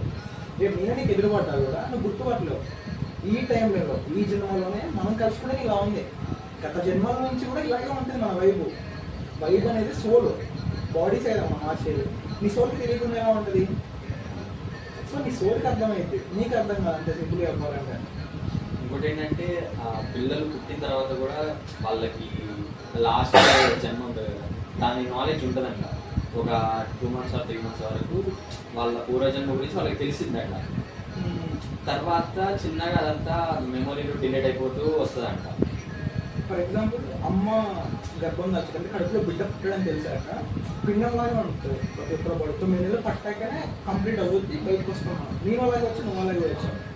బ్యాక్ వెళ్దాం, నాకు 25 years నేను ఇప్పుడు మీతో మాట్లాడుతున్నాను. ఒక 5 years బ్యాక్ నేను కాలేజ్లో ఉన్నా, ఇంకో 5 years బ్యాక్ నేను స్కూల్లో ఉన్నా, ఇంకా ఒక అమ్మ కడుపులో ఉన్నప్పుడు ఇంకా అసలు నాకేం తెలియదు. నాకు అప్పుడే హీరో వచ్చింది, నాకు అప్పుడే వినిపిస్తుంది అమ్మ అంటే. ఇంకా బ్యాక్ వెళ్ళిపోవడం. నేను ఎలా ఉన్నా? స్పెర్మ్లో ఉన్నా. స్పెర్మ్ అంటే ఏంటి? స్పెర్మ్ అంటే ఏంటి? జీవం. ఎన్ని కోట్ల స్పెర్మ్తో పోటీ చేస్తే నేను ఇక్కడికి వచ్చి ఉంటా. మన బయాలజీలో చెప్పిన సబ్జెక్ట్ ఏది, మన బయాలజీలో ఏదైతే చెప్పారో అదే సేమ్, అదే సబ్జెక్టు. ఎలా వచ్చా? దాని ముందు ఎక్కడున్నా? మరి ఎక్కడున్నా? భూమి మీద లేను, ఓకే. ఎక్కడున్నా? మన వాళ్ళు ఏంటంటే ఇక్కడ నువ్వు లేవంటే లేనట్టు కాదు, నువ్వు వేరే దగ్గర ఉన్నావు. వేరే జీవి రూపంలో ఉండొచ్చు, కుక్క రూపంలో ఉండొచ్చు, ఏదైనా ఉండొచ్చు. ఇదే వాళ్ళు చెప్పింది. మనకు ప్రాణం ఉంటుంది, కుక్క ప్రాణం లేదా? కుక్కకి ఉంది కదా. సో ఈ జన్మల కాన్సెప్ట్ కానీ కర్మల కాన్సెప్ట్ కానీ ఇలాగే ఉంటుంది. కృష్ణుడు వచ్చాడంటారు, కృష్ణుడికి పాస్ట్ మళ్ళీ రాముడు అంటారు. కర్మనే కదా అదే. రాముడు దొంగచాటున వాళ్ళని చంపితే ఆ కర్మ కృష్ణుడికి ఒక బాణంలో తగిలింది, కాదు బుటమే వెళ్ళి నార్మల్ చనిపోయి చెప్పచ్చు స్టోరీ. ఒక అందమైన స్టోరీ రాయాలంటే చంపేసాడు, లేదంటే అలా అకస్మాత్తుగా చనిపోయినా రాయచ్చు. రామాయణాన్ని మహాభారతం ఎందుకు గెలవాలి? రాముని కృష్ణుని ఎందుకు గెలవాలి? కర్మ అనే పదం ఎందుకు తీసుకురావాలి? ఈ టెక్స్ట్ ఉందంటే ఊరికే లేదు, నువ్వు తెలుసుకుంటే నువ్వు గొప్పగా బతుకుతావు అంతే. మల్టీవర్సెస్ అంటారు, మనం చాలా సినిమాలో చూస్తున్నాం. మల్టీవర్స్ అంటే అంటే ఇక్కడే ప్యారలల్ యూనివర్సెస్ అంటారు. సైంటిస్ట్ కూడా చెప్పారు, గ్యాలక్సీతో పాటు సమ్ నెంబర్ ఆఫ్ గ్యాలక్సీస్ ఉన్నాయి. సోలార్ సిస్టమ్ బట్టి మనది గ్యాలక్సీ అనుకుంటే ఇలాంటి చాలా ఉన్నాయని చెప్పారు. ఆ టైంలో నేను ఉన్నావు లేదా నాకు తెలియదు, నేను ఉన్నావు నీకు తెలియదు. మల్టీవర్స్ కాన్సెప్ట్ ఇది. మరి కృష్ణుడు చిన్నప్పుడు మట్టి తింటాడు, వాళ్ళ అమ్మ చూసింది. ఆమెనే నోట్లో అన్ని కనిపిస్తాయి, విశ్వం మొత్తం కనిపించింది అంట. ఐడియా ఉందా? మనకి కాటన్ సో దాంట్లో వేస్తాడు. అది ఎలా ఇచ్చారు? అది ఎలా ఇచ్చారు? సింపుల్గా అది మల్టీవర్సే. అతని నోట్లోనే విశ్వం మొత్తం ఉందంటే చూడు. మరి మీకు స్టోరీస్ని ఒక్కొక్కటే చెప్పారు. ఇంకో సీఎం అదే స్టోరీలో కూడా ఉంటుంది. బ్రహ్మదేవుడు వచ్చేసి అహంకారంతో నేను గొప్పవాడు అనుకుంటే బ్రహ్మానిలో ఉందని వేరే వేరే యూనివర్సెస్ నుంచి బ్రహ్మదేవులు వచ్చేస్తారు. అప్పుడు ఇక్కడ అహంకారం ఉన్న బ్రహ్మని కూల్ అయిపోతుంది. ఆ బ్రహ్మాండం రావడం మరి వేరే యూనివర్స్ ఉన్న వాళ్ళే కదా. Time lines similar time lines ఉన్న వాళ్ళే కదా. ఇప్పుడు ఇది స్టోరీ అనుకుందాం. ఈ స్టోరీ ఇప్పుడు ఈ జనరేషన్లో కల్పితంగా రాయొచ్చు. అప్పటి నుంచి ఎలా రాశారు? ఇంత కాన్సెప్ట్తో ఎలా రాశారు? అసలు లేకుండా ఎలా రాస్తారు? ఇప్పుడు మనం చూసే ప్రతి సినిమా కూడా మ్యాక్సిమం మహాభారతం నుంచో రామాయణం నుంచో లేకపోతే నా పురాణ స్టోరీస్ నుంచో రిఫరెన్స్ కొన్ని ఐడియాస్ తీసుకొని సినిమాలో తీస్తారు తప్ప కోర్ అదే. కోర్ ఉన్నాయి అవే. ఈ మహాభారతం ఇవన్నీ ఎప్పటి నుంచి కొన్ని వేల సంవత్సరాల నుంచి జరిగినాయి అంటారు. ఆ కొన్ని వేల సంవత్సరాల నుంచి నాలెడ్జ్ ట్రాన్స్ఫర్ అవుతూ వస్తుంది. పాజిటివ్గా రూమర్స్ ఉన్నాయి, చాలా ఉన్నాయి. జరిగిందా, జరగలేదా, రామసేపు ఉంది, లేదంటే రాముడి విగ్రహం ఉంది, దొరికింది, ఇవన్నీ ఓకే. ఈ నాలెడ్జ్ ఎలా ట్రాన్స్ఫర్ అయింది? శిల్పాల మీద చెక్కారు, లేదంటే గ్రంథాలు రాశారు, తాళపత్ర గ్రంథాలు ఇవి అలా స్టోరీస్ వచ్చారు. ఇవరికి ఏమవసరం? దాంట్లో ఏమీ లేకపోతే ఎందుకు? ఇప్పుడు మల్టీవర్స్ అని చెప్పారు కదా, ఇప్పుడు ఈ మల్టీవర్స్ ఈ కాన్సెప్ట్స్ అన్నీ మన పురాణాస్లో ఉన్నాయని అని అంటారు. మ్యాక్సిమం గుడికి వెళ్ళేది అందుకే కదా, పాపాలు చేస్తేనే పోతాయనే కదా వెళ్తారు. అట్లాంటి వాటికి పూజారులైనా వీళ్ళైనా పరిష్కారాలు చెప్తారు. ఇప్పుడు ఆ పరిష్కారాలు దీక్షలు అంటారు, మళ్ళీ మరణాన్ని తప్పించుకోవడానికి మృత్యుంజయ హోమం అంటారు, మళ్ళీ రాహు కేతు పూజలు అని అంటారు. ఇట్లాంటి కొన్ని కుజదోషం ఇట్లాంటివి అంటారు కదా, అవన్నీ నివారించడానికి నిజంగా కొన్ని పద్ధతులు ఉంటాయా? అది నిజమేనా? మృత్యుంజయ హోమం గురించి అసలు దీనికి శివపురాణంలో ఉంటుంది. దీని ఆరిజినే శివపురాణంలో ఉంటుంది. మృత్యుంజయ హోమానికి లేదంటే మంత్రం ఒకటి ఉంటుంది. ఓం త్రయంబకం యజామహే సుగంధిం పుష్టివర్ధనం పూర్వారుకమివ బంధన మృత్యోర్మోక్షం మామృతం. సో ఇది మంత్రం. సో ఇది ఏ టైంలో ఎలా వచ్చింది దీని ఆరిజిన్ చూద్దాం. ఫస్ట్ దదీచి మహర్షి ఉంటాడు, శివభక్తుడు, చాలా శివభక్తుడు అనమాట. ఎందుకంటే తోపు అనుకోలేదు అందరికంటే. విష్ణు భక్తుడు ఒకడు ఉంటాడు, అతను రాజు, శివుడు అని రాజు అనమాట. ఆయన ఏంటంటే అందరికన్నా తోపుగా ఫీల్ అవుతూ ఉన్నాడు. ఆయన అహంకారం అనుకో ఏదన్నా అనుకో, అందరూ చాలా రెస్పెక్ట్ ఇస్తారు. ఈవెన్ విష్ణుమూర్తి కూడా ఒప్పేసుకుంటాడు, ఎందుకు లేదు ఎంతో నసా అని చెప్పేసి ఒప్పేసుకుంటాడు. సో దదీచి ఒక్కడే యాక్సెప్ట్ చేయడు, నాకు శివుడే గొప్ప, నేను శివుడినే కొలుసుకుంటే నాకు ఎవరో అవసరం లేదు. దదీచి కాన్సెప్ట్ అదే. శివుడు ఈ విధంగా బిహేవ్ చేసేసరికి బ్రహ్మదేవుడు విష్ణువు దదీచి దగ్గరికి వెళ్ళి చెప్తారు, ఇలా ఒప్పేసుకో, అతనే గొప్పవాడు అని చెప్పేసి. ఎందుకు అనేసి అంటే, లేదు నేను ఒప్పుకోను. ఇలా అనేసరికి శివుడు కోపం వస్తుంది. దదీచి పోయేసి శివుడు తల మీద ఒక్కటి ఇస్తాడు, అంటే ముట్టికాయ అనుకో ఏదన్నా అనుకో, తల మీద ఒకటి ఇస్తాడు. ఇక్కడతో శివుడికి ఏమైపోతుందంటే మస్తు కోపం వచ్చింది. వచ్చేది దదీచిని ముక్కలు నరికేస్తాడు. శివుడు అని తక్కువ కాదు, అప్పటికే చాలా తపస్సులు చేశాడు, చాలా అస్త్రాలు శస్త్రాలు అన్నీ ఉంటాయి శివుడి దగ్గర. సో అందుకని తనకి అహంకారం, తోపు అనే ఫీలింగ్ అనమాట. దదీచిని ముక్కలు చేసేసి భూమి మీద కిసిరేసేస్తాడు. ముక్కలు అయిపోయి దదీచి కిందకు వస్తూ ఉంటాయి భూమి మీదకి. గ్యాప్లో దదీచికి అతని గురువు గుర్తొస్తాడు, శుక్ర మహర్షి. పేరు చాలా వరకు వినే ఉంటారు, శుక్ర మహర్షి రాక్షసుల గురువు. సో ఆయన తలుచుకోగానే అతను వస్తాడు. వచ్చేసి యథావిధిగా దదీచి ముక్కలైన శరీరాన్ని అతికిచ్చేస్తాడు. అతికిచ్చేసి అప్పుడు ఈ మృత్యుంజయ మంత్రాన్ని ఇస్తాడు అనమాట. నువ్వు తపస్సు చెయ్యి. భయపడతాడు దదీచి నార్మల్ ఇలా. సో దదీచికి ఈ మంత్రం ఇచ్చేసి నువ్వు తపస్సు చేసి ఊడి కోసం అని చెప్తాడు అనమాట. ఇక్కడ మెడిసిన్ గురించి చూద్దాం మనం. రీసెంట్గా హార్ట్ ట్రాన్స్ప్లాంటేషన్ చాలా ఫాస్ట్గా చేస్తున్నారు అని చెప్పి ఒకటి వచ్చింది, రియల్ ప్రూవ్ అయింది. అది అంటే యాక్సిడెంట్లో బ్రెయిన్ డెడ్ అయిపోతే వాళ్ళ హార్ట్ బీట్ కొట్టుకుంటారు కొద్దిసేపటి వరకు. ఆ హార్ట్ సమ్ హవర్స్కి కొట్టుకుంటూ పని చేస్తూ ఉంటాయి. కొన్ని నువ్వు బ్రెయిన్ డెడ్ అయిపోయినా పని చేస్తూ ఉంటాయి. అవి వేరే వాళ్ళకి నువ్వు ఇస్తే వాళ్ళు బతుకుతారు. సో ఇక్కడ ఏమైంది, వేరే వాళ్ళే పెట్టలేదు. మన వినాయకుడి డిస్టర్ కూడా అదే కదా, ఎనుగుతల పెడితే సెట్ అయిపోయింది మొత్తం. ఇది పక్క పెట్టు. దదీచికి ఎవ్రీ బాడీ ఆర్గన్ మళ్ళీ అతికిచ్చేసారు. మనకు ఒకప్పుడు బొడ్డు కత్తిరించాక ఆ బొడ్డు టిష్యూ ఉంటుంది చూడు, పేగు, అది తాయితులలో పెట్టేసి కట్టేవాళ్ళంట. అది టిష్యూ. అది ఇప్పుడు ఈ టిష్యూ అనే బ్యాంక్స్ ఉన్నాయి, టిష్యూ బ్యాంక్స్ అని. చాలా దేశాలలో ఈ పేగుని కట్ చేసి దాస్తున్నారు. ఎందుకు? ఎక్స్పెరిమెంట్ ఏంటి, ఇప్పుడు మీట్ మాంసం కూడా ఆర్టిఫిషియల్ వచ్చేస్తుంది. ఆర్టిఫిషియల్ కాదు, ఈ టిష్యూస్ బేస్ చేసుకొని డెవలప్ చేస్తున్నది. ఒక మాంసం చిన్న టిష్యూ నుంచి యథావిధికి వస్తుంది. ఆ టిష్యూస్ మనకు ఎందుకు కట్టేవాళ్ళంటే, నీకు ఎప్పుడైనా నువ్వు వేటకి వెళ్ళినప్పుడు లేదంటే ఏమైనా అయిపోయినప్పుడు నీ చెయ్యో కాలో పోతే ఆ బొడ్డులకి నీ తాయిత కట్టిన టిష్యూని ఉపయోగించి నీకు యథావిధిగా మళ్ళీ నీ ఆర్గన్ నీకు వచ్చేసింది. మురిచేలా చేసేవాళ్ళు. నీ కండ కానీ లేకపోతే నీ నరాలు కానీ కండరాలు కానీ నీ టిష్యూ వల్ల నీకు అంత ఉపయోగం. యథావిధిగా ఒక ఆర్గన్ నీకు వచ్చేసింది. సో ఇది కాన్సెప్ట్. అక్కడ అతికించిన బాక్స్ కూడా అదే నాకు తెలిసి. అతనికి మళ్ళీ ఈ మృత్యుంజయ మంత్రాన్ని ఇచ్చేసేది తపస్సు చేసి ఉడికని చెప్తాడు. దదీచి చేస్తాడు తపస్సు. ఆ మంత్రానికి మీనింగ్ ఏంటంటే, నాకు చాలామంది అనుకుంటారంటే, నాకు రేపటి రోజు నాకు క్యాన్సర్ వచ్చినా లేదంటే ఏదైనా అయిపోతే చచ్చిపోతా అనుకున్నా కూడా ఇట్లా హోమాలు చేయండి, లేకపోతే ఈ మృత్యుంజయ మంత్రాన్ని జపించండి, చాలా చెప్తూ ఉంటాయి. దాని కాన్సెప్టే నువ్వు బతకాలి, నీకు ఈ మృత్యు నుంచి తప్పించుకోవడం కాదు. ఆ మంత్రానికి అర్థం శివపురాణంలో యాస్టిజ్ ఉంటుంది. ఏమంటే మనకి దోసకాయ ఉంటుంది, దోసకాయ అది బాగా పండిపోయినప్పుడు ఆ తీగ నుంచి ఆ కాయకి వచ్చేసింది. నువ్వు ఇట్లా పోయాల్సిన అవసరం లేదు దోసకాయకి. అది పండిపోయింది అనుకో, అదే ఉడుకుతుంది, పట్టుకుంటూ వచ్చేసింది. గమనించారు ఏదైనా ఏ ఫ్రూట్ అయినా చెట్టుకి ఒక పండిపోయాక అది కింద పడిపోతుంది. ఇప్పుడు అంతే ఆకులు కూడా అంతే రాలిపి కింద పడిపోతున్నాయి. సో అలాగే నాకు చావు అంటూ వస్తే నాకు నొప్పి తెలియకుండా అలా మరణాన్ని ఇవ్వని శివుని మొక్కుతున్నట్టు. ఆ మంత్రంలో కూడా ఏముంటుందంటే ఇదే ఉంటుంది. దోశ పండు ఎగ్జాంపుల్ చెప్పారు అక్కడ. సింపుల్ ఇదే.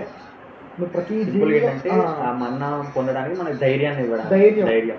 ఇంకోటి ఏమంటే త్రయంబకం అంటారు. త్రయంబకం అంటే 3 ముల్లోకాలకు దేవుడు శివుడు, ఇంకోటి ఏంటి సత్వ రజో తమో గుణాలు, అన్ని గుణాలు ఉన్నవాడు ఏమి గుణం లేనివాడు. ఈ విశ్వాన్ని మొత్తాన్ని పుష్టిగా అంటే పుష్టివర్ధనం అంటారు, పుష్టిగా పోషించేవాడు. అంటే నీకు ఫుడ్ ఇచ్చేది ఏం నేచరే కదా. మన వర్ణదేవుడు అంటాం, వాయుదేవుడు అంటాం. అంటే ఈ నేచర్ని మనం దేవుళ్ళ చూస్తున్నాం. రెస్పెక్ట్ వాటిని నువ్వు మంచిగా చూసుకుంటే అవి నేను మంచిగా చూసుకుంటే అవన్నీ నేను పోషిస్తామంటే నీ కాన్సెప్ట్ ఇది. ఈ ప్రకృతినే పరమాత్మగా చూసుకొని అవన్నీ నీకు పుష్టిగా భోజనం పెడుతుంది, నేను బాగా చూసుకుంటుంది. సో ఆ మంత్రం యొక్క అర్థం ఇదే సింపుల్గా. నీకు చావు రాకుండా కాదు, ఆ చావు నీకు నొప్పి కలిగకుండా ఈ ప్రకృతిని నువ్వు చూసుకోవటం, అది నేను పోషిస్తుందని ఒక నమ్మకం, ధైర్యం ఇవ్వటం, అది కాన్సెప్ట్ అనమాట. సో ఇంకోటి ఏమంటే పురాణాస్లో కూడా ఆయుర్వేదం ఉంటుంది, చాలా ఉంటాయి. దదీచి స్టోరీ ఉంది. దీనికి రిఫరెన్స్గా ఇది శివపురాణం, దీనికి రిఫరెన్స్గా విష్ణు పురాణంలో రావచ్చు ఈ స్టోరీ, విష్ణు పురాణంలో వచ్చింది, మరి కూర్మ పురాణం, చాలా పురాణాలు ఉంటాయి మనకి. 18 పురాణాలు ఉంటాయి. 18 పురాణాలలో చాలా ఉంటాయి. ఒక్కొక్కదానికి ఒక్క లింక్ ఉంటుంది. ప్రతిదీ నాలెడ్జ్ నీకు ఇచ్చింది ఇక్కడ వీళ్ళు.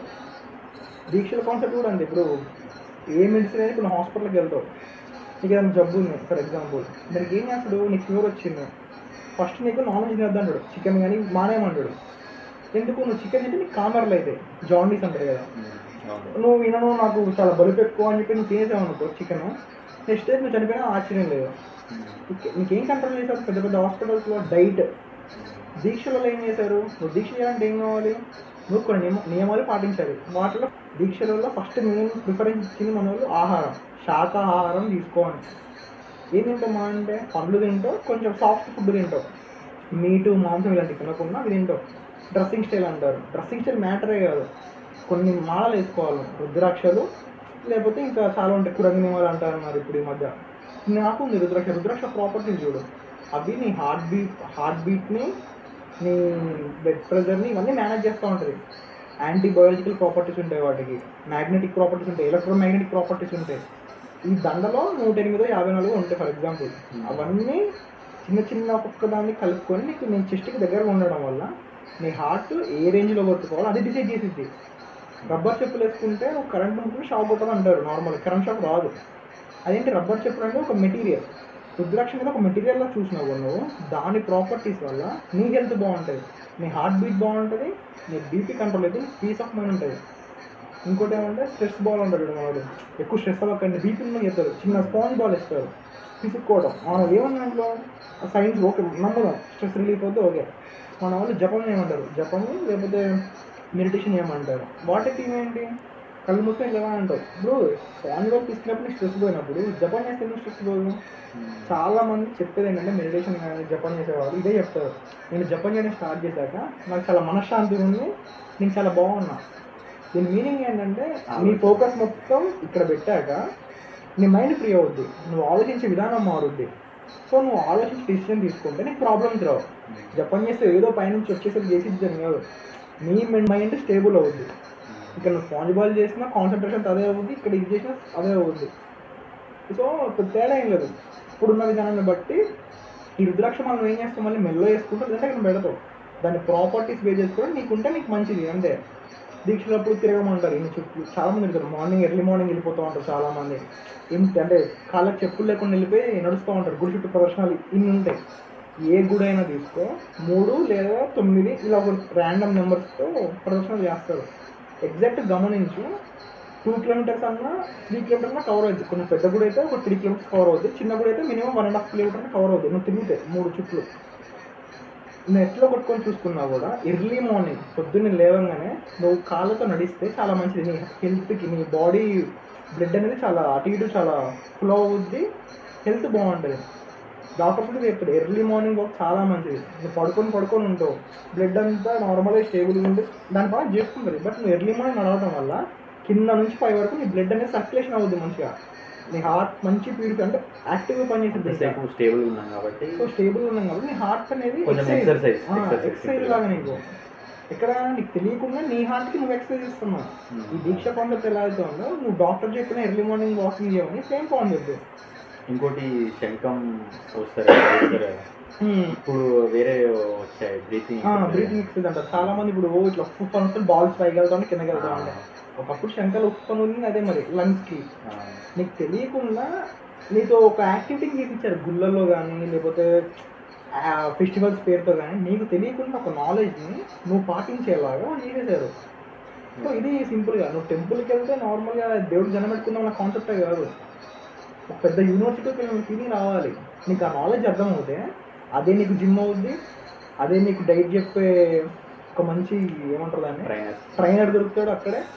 ఇంకోటి ఏంటి, నీకు సోషల్ అక్కడే ఉంది, ఫిజిక్స్ అక్కడ ఉంది, అన్నీ అక్కడే ఉన్నాయి. గురువు సింపుల్ లాట్ ఆఫ్ థింగ్స్ ఉంటాయి నేర్చుకోవడానికి. ఇప్పుడు ఇవన్నీ మన మేనిఫెస్టేషన్ అని లేకపోతే మన ఒక నమ్మకం హోప్ ఇవ్వడానికి అని అన్నాయి. ఇంకోటి ఏంటంటే మనం ఒక టెంపుల్ కట్టిన తర్వాత గర్భగుడిలో మన సమ్ ఎనర్జీని తెచ్చి ఆ విగ్రహానికి ప్రాణ ప్రతిష్ఠ చేస్తారని అంటారు. ఒక 5 to 6 days అట్లా చాలామంది పూజలు, అంటే నేను కూడా చూసాను మా ఊళ్ళో రీసెంట్గా జరిగింది. మినిమం ఒక 10 to 15 members పూజారులు వస్తారు. చాలా మంత్రోచ్చారణ ఇవన్నీ చేసి ఒక 5 రోజులు కంటిన్యూస్గా పూజలు చేస్తారు. చాలా నిష్టగా ఉంటారు. ఊర్లో వాళ్ళందరూ కూడా చాలా పద్ధతిగా ఒక కల్చర్గా రియల్గా ఎట్లుంటుంది బుక్స్లలో అలా చేసి ఒక 5 రోజులు సింపుల్గా ఒక చెక్కిన రాయిని, నార్మల్గా ఇస్తారు కదా, చెక్కిన రాయిని దానికి ప్రాణ ప్రతిష్ఠ చేస్తారు. ఆ చేసిన తర్వాత అక్కడ నిజంగా దేవుడు ఉన్నాడని నమ్ముతారు. ఇంకో నిజంగా ఇప్పుడు మీరు అన్నట్లు ఆ గుళ్ళో మనం వెళ్ళేది మేనిఫెస్టేషన్ అక్కడంతా నాలెడ్జ్ అయితే, ఇప్పుడు నిజంగా అక్కడ ప్రాణ ప్రతిష్ఠ అంటే నిజంగా దేవుడు ఉన్నట్లా లేనట్లా? ఇప్పుడు నేనేమన్నా అంటే మేనిఫెస్టేషన్ అంటే సింపుల్గా గట్టిగా అనుకుంటే అవుద్ది. ఇప్పుడు కమల్ హాసన్ దేవుని నమ్మడు, అతను పెద్ద హీరో అయ్యాడు. రజనీకాంత్ అందరికి తెలిసిన విషయం, మెడిటేషన్ చేస్తాను, మిగతా యోగి ఆధ్యాత్మికతలో ఎక్కువ ఉంది, అతను పెద్ద హీరో అయ్యాడు. నమ్మని వాడు ఒకలా ఉన్నాడు, నమ్మిన వాడు ఇలాగే ఉన్నాడు. డిఫరెన్స్ ఎక్కడ ఉంది? నమ్మటం నమ్మకపోవటం మ్యాటరే కాదు. ఇక్కడ నువ్వు చేసే పని డిసైడ్ చేసిద్ది. తెలిసి నువ్వు దేవుని నమ్ముకొని చేస్తే రిజల్ట్ అదే, తెలియకుండా నువ్వు ఒక పని చేస్తే అది రిజల్ట్ అదే. యాక్టింగ్ కదా, వాళ్ళిద్దరికి ప్రొఫెషన్ అంటే యాక్టింగ్లో కొన్ని చేయాలి, చేశారు. ఇతను అవి చేయాలి, చేశాడు, వచ్చేసారు. ఇద్దరు ఒకటే వేలోకి వచ్చేసారు. వర్క్ ఒకటే, కాంటెక్స్ట్ వేరు అంతే. సింపుల్ చెప్పాలంటే నువ్వు నమ్మి చేస్తే నమ్మకం చేయకపోతే, ఇప్పుడు నువ్వు ఇక్కడ నుంచి హైదరాబాద్ వెళ్ళాలి, ట్రైన్ ఎక్కాలి, దేవుడికి దండం పెట్టుకొని ఎక్కినా ఆ ట్రైన్ నువ్వు చేర్చిద్ది. దేవుడికి దండం పెట్టుకోకుండా నార్మల్ ఎక్కేసి నువ్వు నాస్టిక్ అనుకో, దండం పెట్టుకోకుండా వెళ్ళిపోయినా ఆ ట్రైన్ నువ్వు చేర్చిద్ది. నువ్వు స్టార్ట్ అవ్వాలి ఫస్ట్, ఆ పాత్ర నువ్వు స్టార్ట్ అవ్వాలి. నేను అదే అంట, దేవుడు అవసరమే లేదు నీకు. నువ్వు తెలిసి చేస్తేనేమో ఓకే, తెలియకుండా చేస్తే ఇక ఆచారం కిందకు వచ్చేసింది. ప్రాణ ప్రతిష్ఠ ఏంటంటే ఏంటంటే ఒకటి అబ్జర్వ్ చేయి, నార్మల్గా మేనిఫెస్టేషన్కి ఎలా అయితే ఉంటుందో ప్రతి మనిషికి ఒక ఎనర్జీ ఉంటుంది. ఫర్ ఎగ్జాంపుల్ నేను ఉన్నా అంటే తింటున్నా కాబట్టి లేను, ఒక ఎనర్జీ ఉంది నా లోపల. అది లేని రోజు ఇది శవమే, చనిపోవడం అంటదే కదా, సోల్ అంటారు. ఎనర్జీ దానికి ఎంతవరకు శక్తి ఉంటుంది. సూర్యుడు అదొక ఎనర్జీ, గాలి ఒక ఎనర్జీ. నార్మల్ ఇక్కడ ఉన్న పెద్ద గాలితో కొట్టుకుని వెళ్ళిపోతాం, గాలిగా కొట్టుకుని వెళ్ళిపోతాం, దానికి ఒక ఎనర్జీ ఉంది. వాటర్ అంటారు, వాటర్కి ఒక ఎనర్జీ ఉంది. మన ఫ్లడ్స్ వచ్చాయి, కొట్టుకుని వెళ్ళిపోయింది. అంటే మనం ఎప్పుడు రోజు తాగే నీళ్ళకి అది ఎక్కువ క్వాంటిటీతో వస్తే కుట్టుకుని వెళ్ళిపోద్ది అంటే అదే మరి ఎనర్జీ డబల్ అవుద్ది. అంతమంది వచ్చి ప్రాణప్రతిష్ఠ చేయడం అంటే వాళ్ళ ఎనర్జీని ట్రాన్స్ఫర్ చేశారు. ఎనర్జీ ఒక శక్తి దగ్గరికి తెచ్చి దానికి క్వాంటిటీ పెంచారు. ఇప్పుడు నువ్వు నేను మాట్లాడుకుంటున్నాం, ఓకే, నువ్వు నేను మాట్లాడుకుంటున్నాం, ఇది 1,00,000 మంది వస్తే ఇదే ఎనర్జీ మన ఇద్దరి మధ్యలో ఉన్న ఎనర్జీ ట్రాన్స్ఫర్ అయినట్టు అక్కడ. ఇలా phone through, YouTube through transfer అయినట్టు. అలాగే అక్కడ ఎనర్జీ ట్రాన్స్ఫర్ అవుతూ ఉంటుంది. ప్రతిష్ట అయిపోయింది, దేవుడు ఉన్నాడు. రోజు ఎందుకు పూజ చేయాలి? లాజిక్, రోజు ఎందుకు పూజ చేయాలి, రోజు ఎందుకు అభిషేకాలు చేయాలి? అభిషేకం కాన్సెప్ట్ ఆ రాయి మీద మనం వేసే నీళ్ళు కానీ పాలు కానీ అభిషేకం కాన్సెప్ట్. ఆ రాయి ఏ రాయి అయినా కొన్ని రోజుల తర్వాత రేడియేషన్కి అబ్జర్వ్ చేసుకొని అది పేలిపోద్ది. శివలింగం కూడా రోజు అభిషేకం ఏమని చెప్పేది అందుకే. అభిషేకం కాన్సెప్ట్ పాలు, పెరుగు, లేదంటే నెయ్యి, తేనె ఇవన్నీ వేసేది దానికే. ఏ రాయి కన్నా ప్రాపర్టీ ఉంటుంది. హీట్, రేడియేషన్ అబ్జర్వ్ చేసుకుంటుంది. నువ్వు రోడ్డు మీద కూర్చున్నా రాళ్ళు చాలా గట్టిగా వేడివేడిగా ఉంటాయి. మన రోడ్స్ చూడు, క్రాక్స్ వచ్చేస్తాయి రోడ్లు. ఎందుకు? ఎండకి, రేడియేషన్కి. ఒక టైం పీరియడ్ తర్వాత రోడ్డు క్రాక్స్ వచ్చేస్తాయి. అది ఏ రాయి అయినా పర్లేదు. టెంపుల్స్లో మాత్రం ఎందుకు ఉందో వాళ్ళ, ఎందుకు చల్లగా ఉంటుంది వాతావరణం? ఎందుకంటే ఇక్కడ రోజు అభిషేకం చేస్తారు. ఆ రాయి ఆ అట్మాస్ఫియర్ని కూల్గా ఉంచుద్ది. ఆ రాయి బాగుంటుంది, ఆ రాయి చుట్టుపక్కల ఉన్న ఏమంటారు ఈ అట్మాస్ఫియర్ కూల్ అవుతూ ఉంటుంది. దానివల్ల అక్కడ ఏది నెగిటివ్ అనిపించింది నీకు, నీ మైండ్ స్టేబుల్ అయిపోద్ది, నీ మేనిఫెస్టేషన్ పనిచేసేది. లైక్ ఎలా చెప్పాలంటే నువ్వు దండం పెట్టుకున్నప్పుడు ఇలా పెట్టుకుంటావు. చాలామంది అంటూ ఉంటారు ఇలా పెట్టేసి మనం పూర్తి జరుగుతాయి. దండం ఎందుకు ఇలాగే పెట్టాలి? జపం దీంతోనే చేయాలి. ఈ 4 ఫింగర్తో చేయకూడదు, ఈ మధ్యలో మిడిల్ ఫింగర్తోనే జపం చేయాలంటారు. ఇది పవర్ అన్నమాట. మనం బెదిరించేటప్పుడు కూడా ఇంతకుముందు చిన్నప్పుడు ఒకేళ్ళు చూపించి ఇలా మాట్లాడకూడదు అంటారు. ఎందుకు? ఇది ఫోర్స్ ఎక్కువ పనిచేస్తుంది దీనికి, మేనిఫెస్టేషన్ ఈ చూపుడు వేలకు ఎక్కువ ఉంటుంది. ఇలా చెప్పి నన్ను అన్నామంటే జరుగుద్ది. నువ్వు ధ్యానం చేయాల్సిన పని లేదు, నువ్వు ఏదో పెద్ద తపస్సు చేయాల్సిన అవసరం లేదు. జస్ట్ ఈ యూనివర్స్ని మాట వింటూ ఉంటుంది. మంచివాడి మాట వినొద్ది, చెడ్డవాడి మాట వినొద్ది. ఇలా చెప్పి నువ్వు ఏదన్నా అన్నావంటే అది ఈ ఫోర్స్ అనేది నీ కోపం, నీ భావం, నీ బాధ ఎక్కువ ఉన్నాయి అనుకో, ఒకరిని తిట్టేసినా శపించి బుద్ధిలో మాట్లాడుకుంటూ నాశనం అయిపోవాలి ఇవి అంటాం కదా. ఇలా పెట్టేసి అన్నాం అనుకో, యూనివర్స్ మొత్తం నీ దగ్గర ఎనర్జీని బట్టి, నీకు ఎనర్జీ ఉందనుకో వాడి మీద ప్రభావం చూపించేసిద్ది. అలా వెళ్ళిపోతాడు. మన ఋషులు చేసేవాళ్ళు చేతులు నీళ్ళు మొత్తం అంటే వాటర్కి ఎనర్జీ ఉంటుంది, వాటర్కి మెమరీ పవర్ కూడా ఉంటుంది. ప్రూవ్ అయింది అది. మన వాళ్ళు అప్పుడు ఎలా చేశారు మరి, వాటర్కి మొత్తం ఏదో చెప్పేసి పుష్కంటే అయిపోయారు. ఎలా అయిపోయాయి? ఆ మంత్రాన్ని వాటర్లో ఇచ్చేసి దానికి ఒక ఎనర్జీ, దాని ప్రాపర్టీస్ ఇచ్చేసేసి నువ్వు ఇది చేయాలి అని చెప్పి వాటర్ మాట వినేది. ఇప్పుడు వాటర్ మన మాట వింటది, దాని మాట మనం వినలేము అంతే. ఓకే. ఇంకోటి మంత్రం, యంత్రం, తంత్రం అని అంటారు కదా, అసలు వీటి డిఫరెన్స్ ఏంటి? ఇప్పుడు మనకి జనరల్గా అర్థమయ్యే భాషలో మాట్లాడాలంటే మంత్రం అంటే ఇట్స్ లైక్ కోడింగ్ అనుకున్నాం. మంత్రం అంటే కోడింగ్. మంత్రం అంటే ఏంటి? ఓం నమః శివాయ అనేది ఒక మంత్రం, లేదంటే రకరకాల గాయత్రి మంత్రం అంటే చాలా మంత్రాలు అన్నాం. మంత్రాన్ని మనం సింపుల్గా కన్వర్ట్ చేసుకున్నాం, కోడింగ్ అనుకున్నాం. కోడింగ్ అంటే ఏంటి? కొన్ని రూల్స్ ఉంటాయి. కోడింగ్ అంటే ఇవి ఉంటాయి ఎలిమెంట్స్, ఫర్ లూప్ అనో ఏదో ఉంటాయి. ఫర్ ఎగ్జాంపుల్ మంత్రం, యంత్రం, తంత్రం అంతేనా? తంత్రం అంటే ఏంటి? సింపుల్గా టాక్టిక్ అనుకో. తంత్రం అంటే టాక్టికే. టాక్టిక్ అంటే ఏంటి? ఈ మంత్రాలని కరెక్ట్గా వాడటం టాక్టిక్. తంత్రం అనుకో. ఈ సెట్ ఆఫ్ మంత్రాలని కరెక్ట్గా ఒక ఆర్డర్లో చేస్తే తంత్రం అవుతుంది. ఇప్పుడు కోడింగ్ లాంగ్వేజ్లో చెప్పాలంటే ఈ కోడ్స్ నేర్చుకోవడం పెద్ద సింపుల్. ఫార్ములా అంటారు చూడు, ఫార్ములా నేర్చుకోవడం ఈజీయే. ఈ ఫార్ములాని కరెక్ట్గా ఒక ఈక్వేషన్ పెట్టి మ్యాచ్ చేస్తే అది సెట్ అవుద్ది. ఆ ఫార్ములాకి ఆ ఈక్వేషన్ సెట్ అవుద్ది. దాన్ని నువ్వు అప్లై చేస్తే ఒక మిషన్ యూజ్ అవుద్ది. అదే సింపుల్గా ఒక మిషన్ అంటే యంత్రం అనుకో. ఇప్పుడు యంత్రం బొమ్మ గీసేది సరిపోదు, అది వర్క్ అవ్వాలంటే నీకు తంత్రం తెలియాలి. తంత్రం అంటే ఏంటి? దాంట్లో కొన్ని రూల్స్ ఉంటాయి, సెట్ ఆఫ్ రూల్స్. ఆ మంత్రాలతో నువ్వు తంత్రం చేయాలి, తంత్రంతో నువ్వు యంత్రం చేయాలి. ఒక బండి నడవాలి, బండి ఇప్పుడు స్కూటర్ అనుకున్నాం, స్కూటర్, బండి, సైకిల్, అది మిషన్. యంత్రం అది. తంత్రం అంటే ఏ పార్ట్ ఎక్కడ పెట్టాలి, దానికి చైన్ వేయాలా లేకపోతే ఆయిల్ పోయాలా, అది ఎఫెక్టివ్గా పని చేయాలి కదా. ఇంజన్లో ఆయిల్ పోయాలి. సో ఇది తంత్రం, టాక్టిక్ అనమాట. సో ఈ బేసిక్ ఎలిమెంట్స్ అన్ని విడివిడిగా తీసుకున్నారుగా. పెట్రోల్ వాడాలిరా బాబు, తర్వాత ఈ ఎలిమెంట్స్ అంటే క్యాస్ట్ ఐరనో విడివిడి పార్ట్స్ అన్నీ సపరేట్గా ఉన్నాయి, అది కోడింగ్స్ అనుకున్నాం. వీటిని కనెక్ట్ చేసేది తంత్రం. ఒక ఫార్ములా అనుకో, సింపుల్గా ఒక ఫార్మ్, దాన్ని కరెక్ట్గా ఎగ్జిక్యూట్ చేస్తే యంత్రం, మిషన్ అనుకో. ఓకే. ఇప్పుడు మన ఇంటి ముందు కట్టే యంత్రం కూడా అలాగే వర్క్ అవుతూ ఉంటాయి. ఇవి మనకు కనిపిస్తూ ఉంటాయి, బండి వెళ్ళేది కనిపించింది, అది చేసే పని నీకు కనిపించదు అంతే, నీకు కనిపించదు అంతే, అది చేసే పని చేసేది. ఈ రోజుల్లో ఏమైపోయిందంటే ఎవడు పడితే గీసేయచ్చు. మాకు నేను కూడా గీసలేదు, ఏదో ఇట్లా నాలుగు ట్రయాంగిల్ చేసేది యంత్రం అంట, నువ్వు నమ్మేయచ్చు, నాకు రాదు, నీకు తెలియదు, నమ్మేస్తావు. ఇలా మోసపోతాం తప్ప. కాకపోతే ఇది నాలెడ్జ్ అనమాట.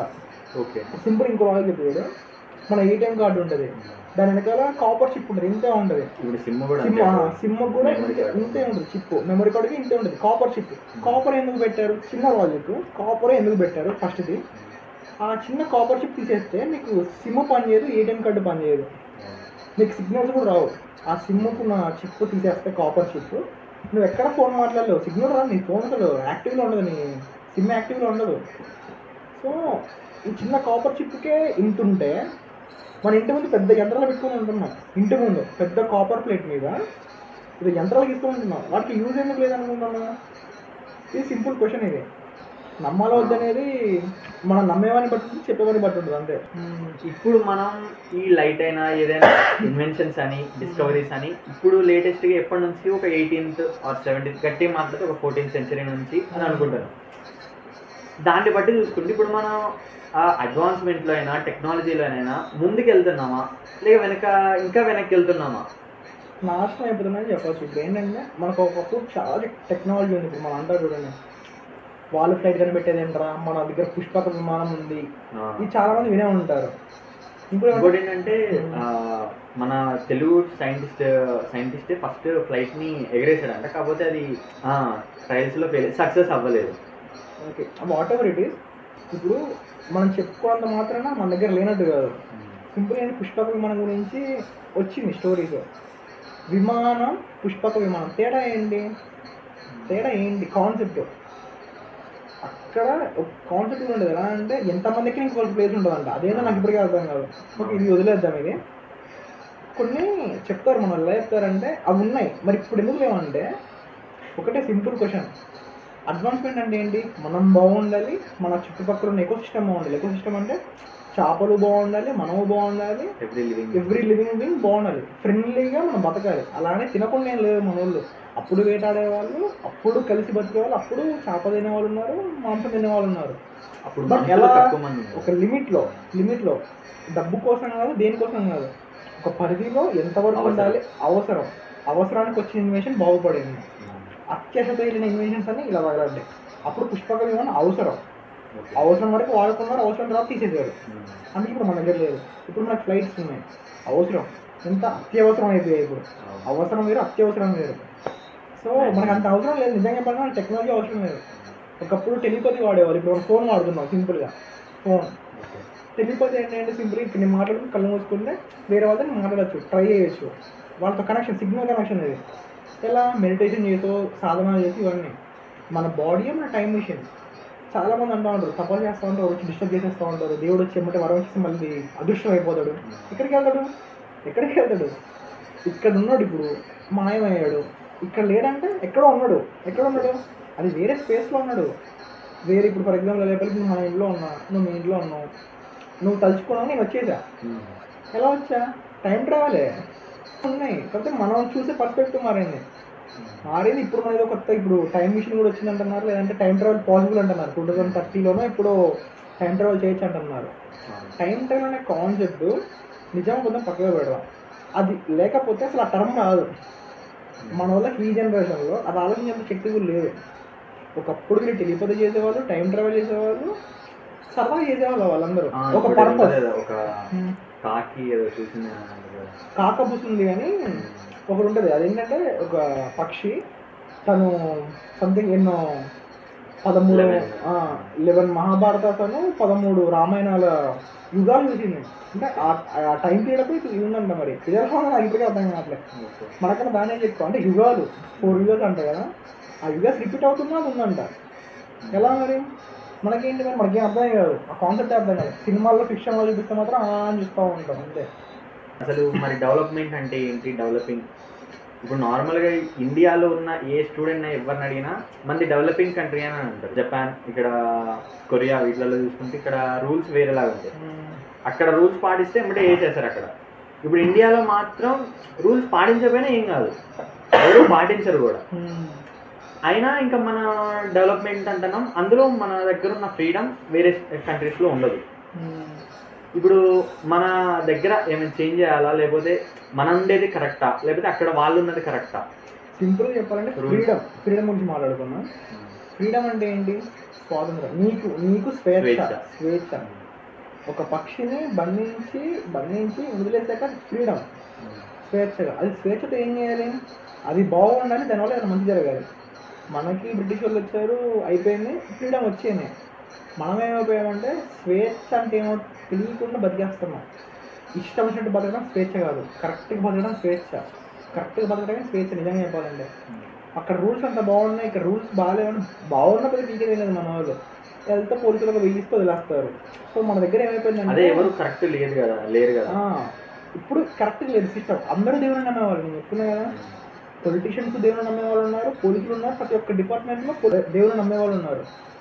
దేవుడిని నమ్మటం ఎంతవరకు కరెక్ట్ అంటే, దేవుడు మన జోలికి రాడు, పూజ చేస్తే అయిపోద్ది అని నమ్మిన వాళ్ళే ఎక్కువ.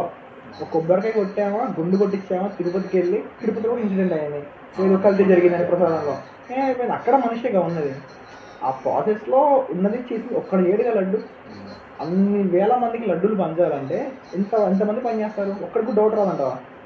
ఒక్కడికి వచ్చిద్దా? అక్కడేదో జరిగింది ఇష్యూ, ఇప్పుడు బయటకు వచ్చింది అంతే. ఈ 5 years చాలా జరిగాయి, మనకి ఇప్పుడు తెలుస్తున్నాయి అంతే. ఒక్కడన్నా సెల్ఫ్గా ఆలోచించుకుంటే వాడు కరెక్ట్గా ఉంటే తప్పు జరగదు. ఒకప్పుడు మన ధర్మంలో, సనాతన ధర్మంలో కానీ ఈ వేదాలలో ఇవన్నీ చెప్పిన ప్రాసెస్లు ఏంటంటే, ప్రతిదీ పుట్టినప్పటి నుంచి నీకు చేసే బారసాల దగ్గర నుంచి అన్నప్రశ్న కానీ, నువ్వు చచ్చిపోయాక నీ కర్మకాండ పెద్ద కర్మ వరకు చేసే ప్రతిదీ ఆచారంలో పెట్టారు. ఇప్పుడు నువ్వు చనిపోయాక బొందలో పెట్టడానికి ఆచారం ఏంటి? Body decomposition. బాడీ డికంపోజ్ అవుద్ది. భూమిలో పాతి పెట్టడం కాల్చడం వల్ల నీ బాడీ డికంపోజ్ అయ్యి అది మళ్ళీ ఎరువులు అవుద్ది. నువ్వు చచ్చినా కూడా నువ్వు నేచర్కి ఉపయోగపడేలా ఉన్నావు. సింపుల్ మన వాళ్ళు పెట్టింది అది. అవును, ఇప్పుడు చెట్లైనా ఏదైనా చనిపోయిన తర్వాత కూడా అంటే నరికేసిన తర్వాత కూడా అవి ఎట్లా డికంపోజ్ అవుతాయి, ఫెర్టిలైజర్స్గా మారుతాం మనం. ఫెర్టిలైజర్స్గా మారి న్యాచురల్గా సేంద్రీయ వ్యవసాయం ఉంటుంది. న్యాచురల్గా మళ్ళీ మనం వాటికి ఆహారంలో అవుతున్నాం, మనం ప్రోటీన్స్ అవుతున్నాం వాటికి. మనం చచ్చిపోయినా కూడా మన వాళ్ళు ఉపయోగం ఉంది, బ్రతుకున్నప్పుడే మనకు ఉపయోగం లేదు. అలా చేసుకున్నాం మనమే. ఇది మన కర్మ అంటే. ఇది నిజంగా కర్మ అంటే మనందట మనమే చేసుకున్నాం.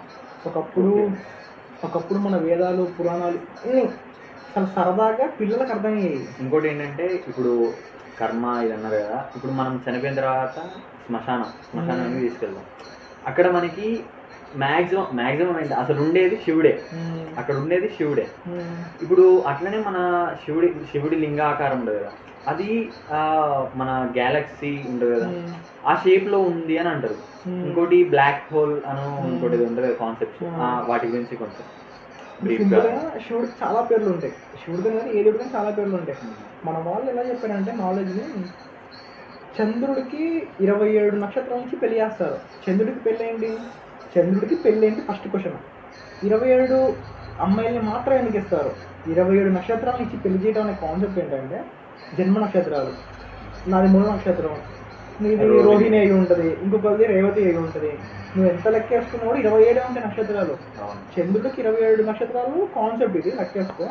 నీకు క్యాలెండర్లో ఏముంటుంది? పంచాంగం, తెలుగు పంచాంగం. ఒకప్పుడు మన భారతదేశం ఏదైతే క్యాలెండర్ ఉందో లూనార్ క్యాలెండర్ అంటారు. లూనార్ క్యాలెండర్ అంటే మన మూమెంట్స్, స్టార్స్ మూమెంట్ని బట్టి, నక్షత్రాల మూమెంట్ని బట్టి నీకు రోజు, మళ్ళీ నెల, వారం, ఏ తిథి వస్తుంది, ఏ నక్షత్రానికి ఎప్పుడు, ఇవన్నీ వాళ్ళు బాగా అబ్జర్వ్ చేసి ఒక నాలెడ్జ్ నీకు ఇచ్చారు. ఇప్పటికీ మనం అదే క్యాలెండర్ వాడతాం. ఇప్పటికీ తెలుగు పంచాంగంలో వచ్చే ప్రతి ఒక్కటి సేమ్ అదే క్యాలెండర్. అమావాస్య ఈ టైంకి వస్తుందంటే ఆ టైంకి ఎందుకు వస్తుంది? వాడు ఆల్రెడీ గ్రాఫ్ గీసాడు. ఇప్పుడు 5G ఉంది మనకి, కొన్ని రోజులు 6G వస్తుందంట. నిజమే వచ్చింది. ఇప్పుడు ఒకప్పుడు 4G ఉంది, 5G ఉంది, దాని తర్వాత 6G వచ్చింది, 7G వచ్చింది. ఇంకా అప్డేట్ అవుతాం. నేను చెప్పట్లేదా, నేను బ్రహ్మంగా అన్నా కాదుగా. సో వాళ్ళు అబ్జర్వ్ చేసి ఒక టైం టేబుల్ ఇచ్చారు. నీకు ఒక టైం షెడ్యూల్ చేశారు. అన్నవరంలో ఉంటుంది సోలార్ టైం. సన్లైట్ని బేస్ చేసుకొని నీకు టైం ఇచ్చారు, గడియారం. దాన్ని బేస్ చేసుకొని, నక్షత్రాలని బేస్ చేసుకొని నీకు లూనార్ క్యాలెండర్ ఇచ్చారు. క్యాలెండర్ పర్పస్ అదే కదా, ఈ టైంలో నువ్వు ఇవి చేయాలి. దాన్ని బేస్ చేసుకొని నీకు సీజన్స్ వచ్చాయి. సీజన్స్, ఋతువులు అంటారు చూడు తెలుగులో, సీజన్స్. నువ్వు ఏ ఋతువులో ఏ పంట అనేది జ్ఞానం దాంట్లో ఉంటుంది. నువ్వు ఎండాకాలంలో తీసుకెళ్ళి వరేస్తా అంటే కుదరదు, నువ్వు సపరేట్గా మోటార్ పెట్టుకోవాలి. సో ఏ కాలంలో ఏ పంట వేయాలని నాలెడ్జ్ కూడా దాంట్లోనే ఉంటుంది. సామెతలు కూడా ఉంటాయి కదా, రోహిణి నక్షత్రంలో రోలు కూడా పగులుతాయి అని. అంటే తీవ్రత ఎక్కువ ఉంటుంది, ఉష్ణం ఎక్కువ ఉంటుంది ఆ రోజుల్లో, వేడి ఎక్కువ ఉంటుంది. సో సింపుల్ అదే. అంటే నీకు సామెతలలో కానీ ఏం చెప్పినా ఇంతే. సామెతల్లో కానీ పురాణాలు ఏం చెప్పినా కూడా ఒకరు చెప్పారంటే దాన్ని కరెక్ట్గా లాజికల్గా ఆలోచించు. థీమ్ వచ్చేసిద్ది, దాని కంటెంట్ అర్థం చేసుకోవడం ఇంపార్టెంట్. ఇప్పుడు నేను చెప్పేది 20 నక్షత్రాలకు పెళ్లి చేశారు. ఎందుకు? నీ క్యాలెండర్ ఇచ్చారు నీకు, దాన్ని బట్టి నువ్వు జాతకంగా చెప్తావు. ఇంకోటి అరుంధతి నక్షత్రం అని ఇంకోటి అంటారు కదా, అరుంధతి పక్కన వశిష్ఠ నక్షత్రం ఉంటుంది కదా, పెళ్ళైన తర్వాత చూపిస్తారు. అంటే మా దంపతులు కూడా అంత అన్యోన్యంగా ఉండాలి అని అనుకుంటా చూపిస్తారంట. అది మాక్సిమం పెళ్లి చేసే వాళ్ళకి తెలియదు. అంటే ఎందుకు చూపిస్తున్నారో కూడా తెలియదు. పట్టపగలు కూడా అక్కడే చూపిస్తారు. ఎందుకంటే పట్టపగలు నక్షత్రాలు అక్కడే ఉంటారు బాబు, కాబట్టి కనబడవు, అవి అక్కడే ఉంటాయి. వాడి థీమ్ మనకి షేర్ చేసే నాలెడ్జ్ ఏంటి, వాళ్ళలాగా అన్యోన్యంగా జీవితాంతం ఉండాలి అని. ఓకే, ఇప్పుడు రోహిణి నక్షత్రం అవన్నీ అన్నారు కదా, ఇప్పుడు లింగ ఆకారం ఉంటుంది కదా. ఇప్పుడు ఓన్లీ శివలింగ ఆకారం, దాన్ని శాలగ్రామం అంటారు నార్మల్గా. ఆ ఆకారం మన గ్యాలక్సీ టైప్ లో ఉంటుంది, అంటే ఎగ్జాక్ట్ గా అలాగే ఉంటుంది అంట. అది చదివినంత వరకు ఎలా ఉందంటే, శివుడికి ఇంకో పేరు ఏంటంటే అంధాకారుడు అంటాడు. అంధాకారుడు అంటే ఏంటి నేను చెప్తా, అసలు దాని ప్రాపర్టీస్ చెప్తారు. శివుడి గురించి ఎలా చెప్పారో, అంధాకారుడు సృష్టి మొత్తం శివుడి నుంచే పుట్టింది.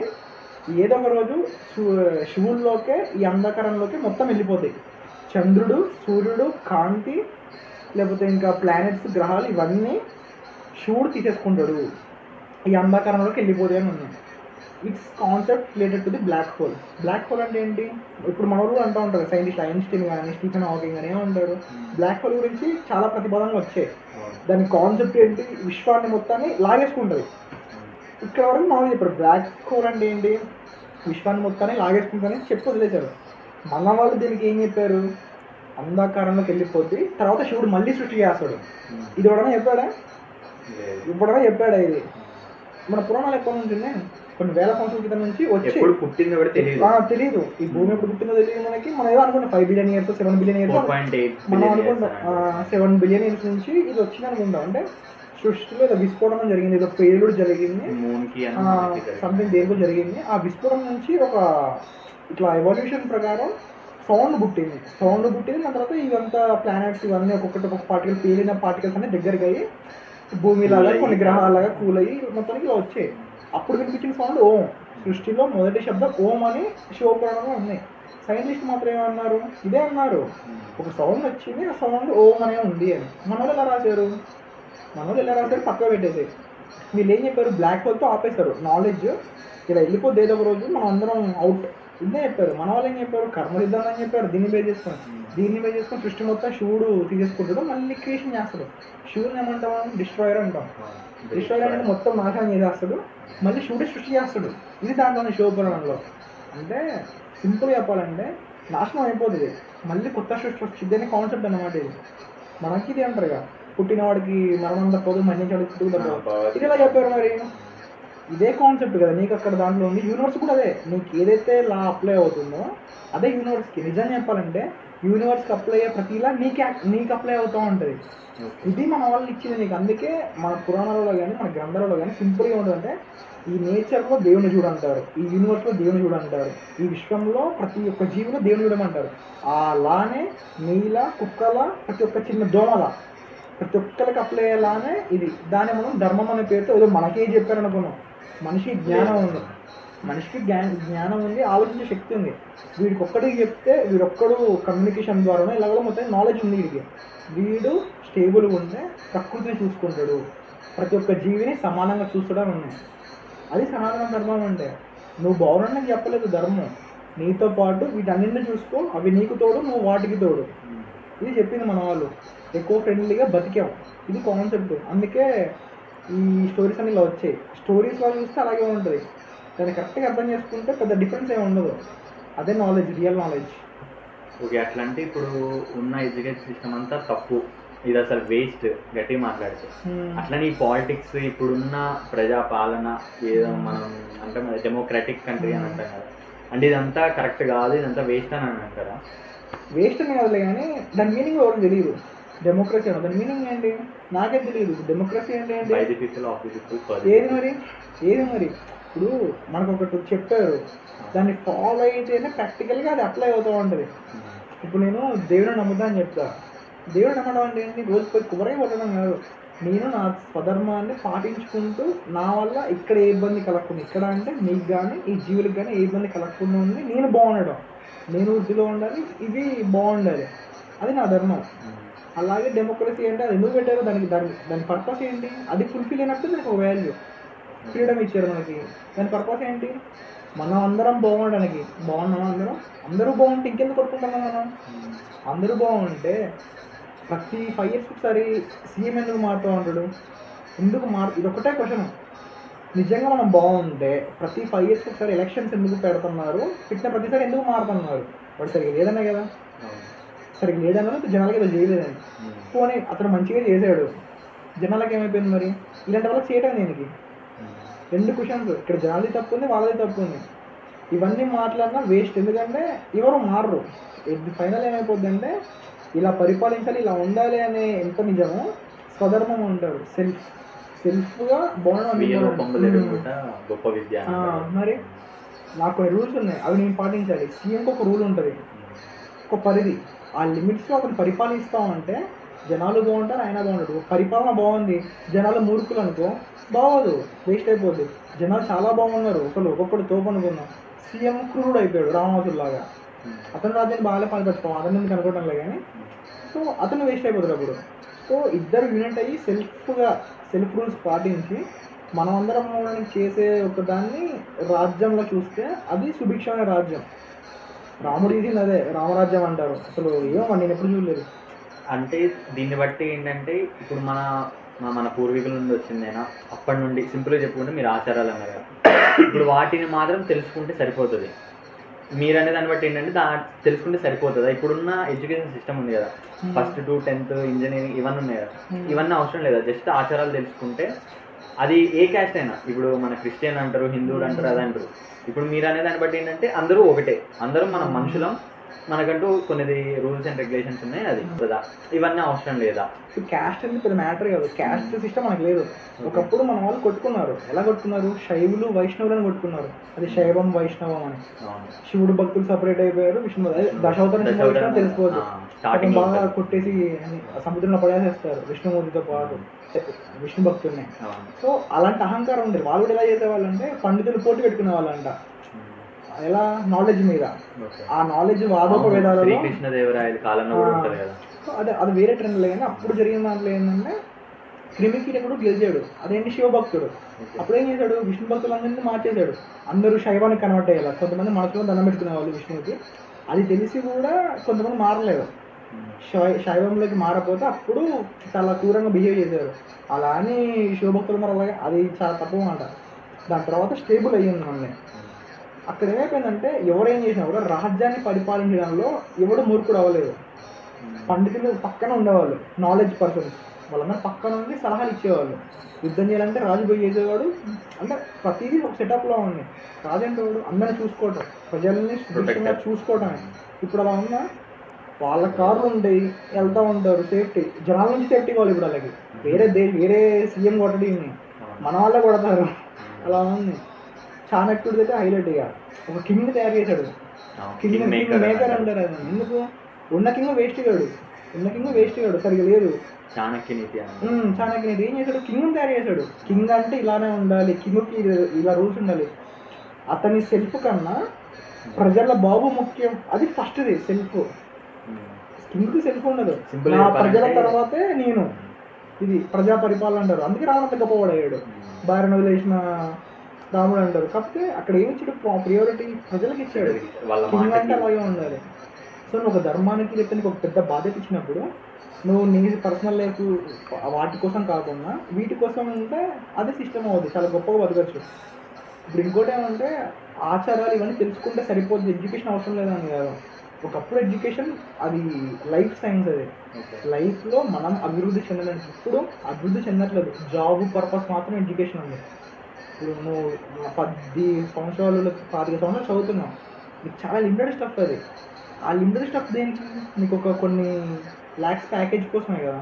ఇప్పుడు అంతేందుకు ఈ టీచర్స్ కూడా అదే అంటారు, మంచి జాబ్ తెచ్చుకోవాలి, గవర్నమెంట్ జాబ్ తెచ్చుకోవాలని అంటారులే. కానీ మరి అతను ఎందుకు తెచ్చుకోలేదు? ఎందుకంటే అతని దగ్గర లిమిటెడ్ స్టఫ్ ఉంది. అతను ఏదో చేద్దాం అనుకున్నాడు, అతనికి కూడా నాలెడ్జ్ సరిపోలేదు. వచ్చేసరికి నీకు టీచర్లో పాఠం చెప్తున్నాడు. టీచర్స్ని తప్పనట్లేదు. టీచర్ అంటే కంప్లీట్గా ఏదైనా విషయం తెలిసినవాడు. ఓన్లీ సబ్జెక్ట్ అని కాదు, లైఫ్ గురించి, లైఫ్ సైన్స్ గురించి. మన వాళ్ళ ఎడ్యుకేషన్ ఎలా ఉందంటే ట్రాన్స్ఫర్ అయింది. ఎలాగా?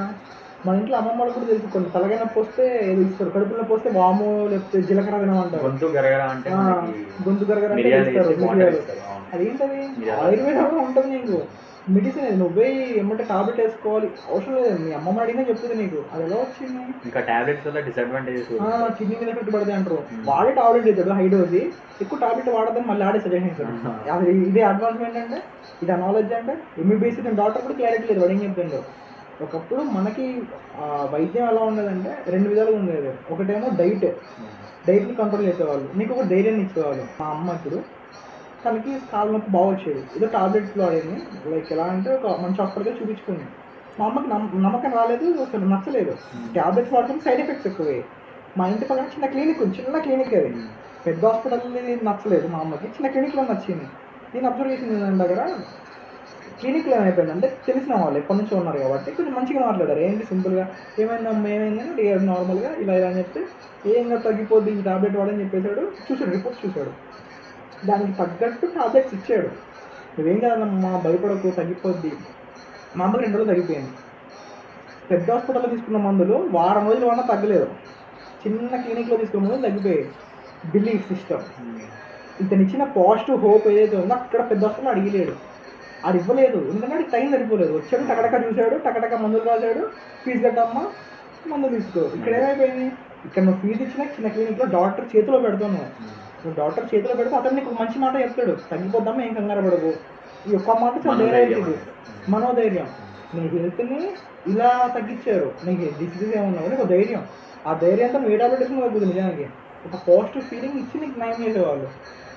సో ఇది పెద్ద హాస్పిటల్స్ ఇప్పుడు మిస్ అవుతుంది అంతే. ఎన్ని డబ్బులు బతకరు, అలానే రూపాయలు లేకపోయినా చావు రాకుండా చాలామంది ఉన్నారు ఇప్పటికే. సో అలా ఉంటుంది. ఇప్పుడు ఈ ఎగ్జాంపుల్నే చూద్దాం. ఎడ్యుకేషన్ మనకి చాలా లిమిటెడే ఇచ్చింది, అది నీకు అవసరం లేదని.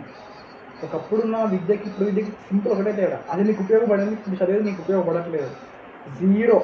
నువ్వు 5 ఏళ్ళు చదువుకునే చదువు జీరో. అట్లీస్ట్ ఇప్పటి నుంచి అసలు కొన్ని తెలుసుకుంటాయి. లైక్ ఎలా అంటే నువ్వేదో పెద్ద వచ్చేసి ఏమంటే పంచాలకు జంజాలు చేసుకొని అక్కడక్క మంత్రాలు, అసలు అది కాన్సెప్టే కాదు ఇది. నీకు మంత్రాల రూపంలో ఇచ్చినా లేదంటే నీకు కథల రూపంలో పురాణాల రూపంలో ఇచ్చినా అది సంస్కృతంలో ఉంది కాబట్టి నీకు అది మంత్రంలో ఉంది. ఒకప్పుడు మనం అందరం సంస్కృతంలో మాట్లాడాం. మా తాతయ్యకి కూడా ఒక టైంలో సంస్కృతం టచ్ ఉంది, ఇప్పుడు మనకి లేదు టచ్. అదే నీకు మంత్రాల్లో కనబడుతుంది, నీకు తెలియదు కాబట్టి. నీకు తెలుగు గొప్ప అనుకుంటున్నావు. ఒకప్పుడు మనం కూడా సంస్కృతంలోనే ఉన్నాం మాట్లాడేది. చాలా వరకు సంస్కృతం తెలుగు సిమిలర్గా ఉంటుంది. నువ్వు సంస్కృతం చదివాక కూడా పదాలు సేమ్ ఉంటాయి నీకు తెలుగులో. 90-80% వరకు తెలుగు సంస్కృతం ఈక్వల్గా ఉంటుంది. తమిళ్ కానీ కెనడా కానీ ఇవన్నీ సేమ్ సంస్కృతంలాగే ఉంటాయి. సో అవి మంత్రాల్లో చూడకు ఫస్ట్, అది నాలెడ్జ్.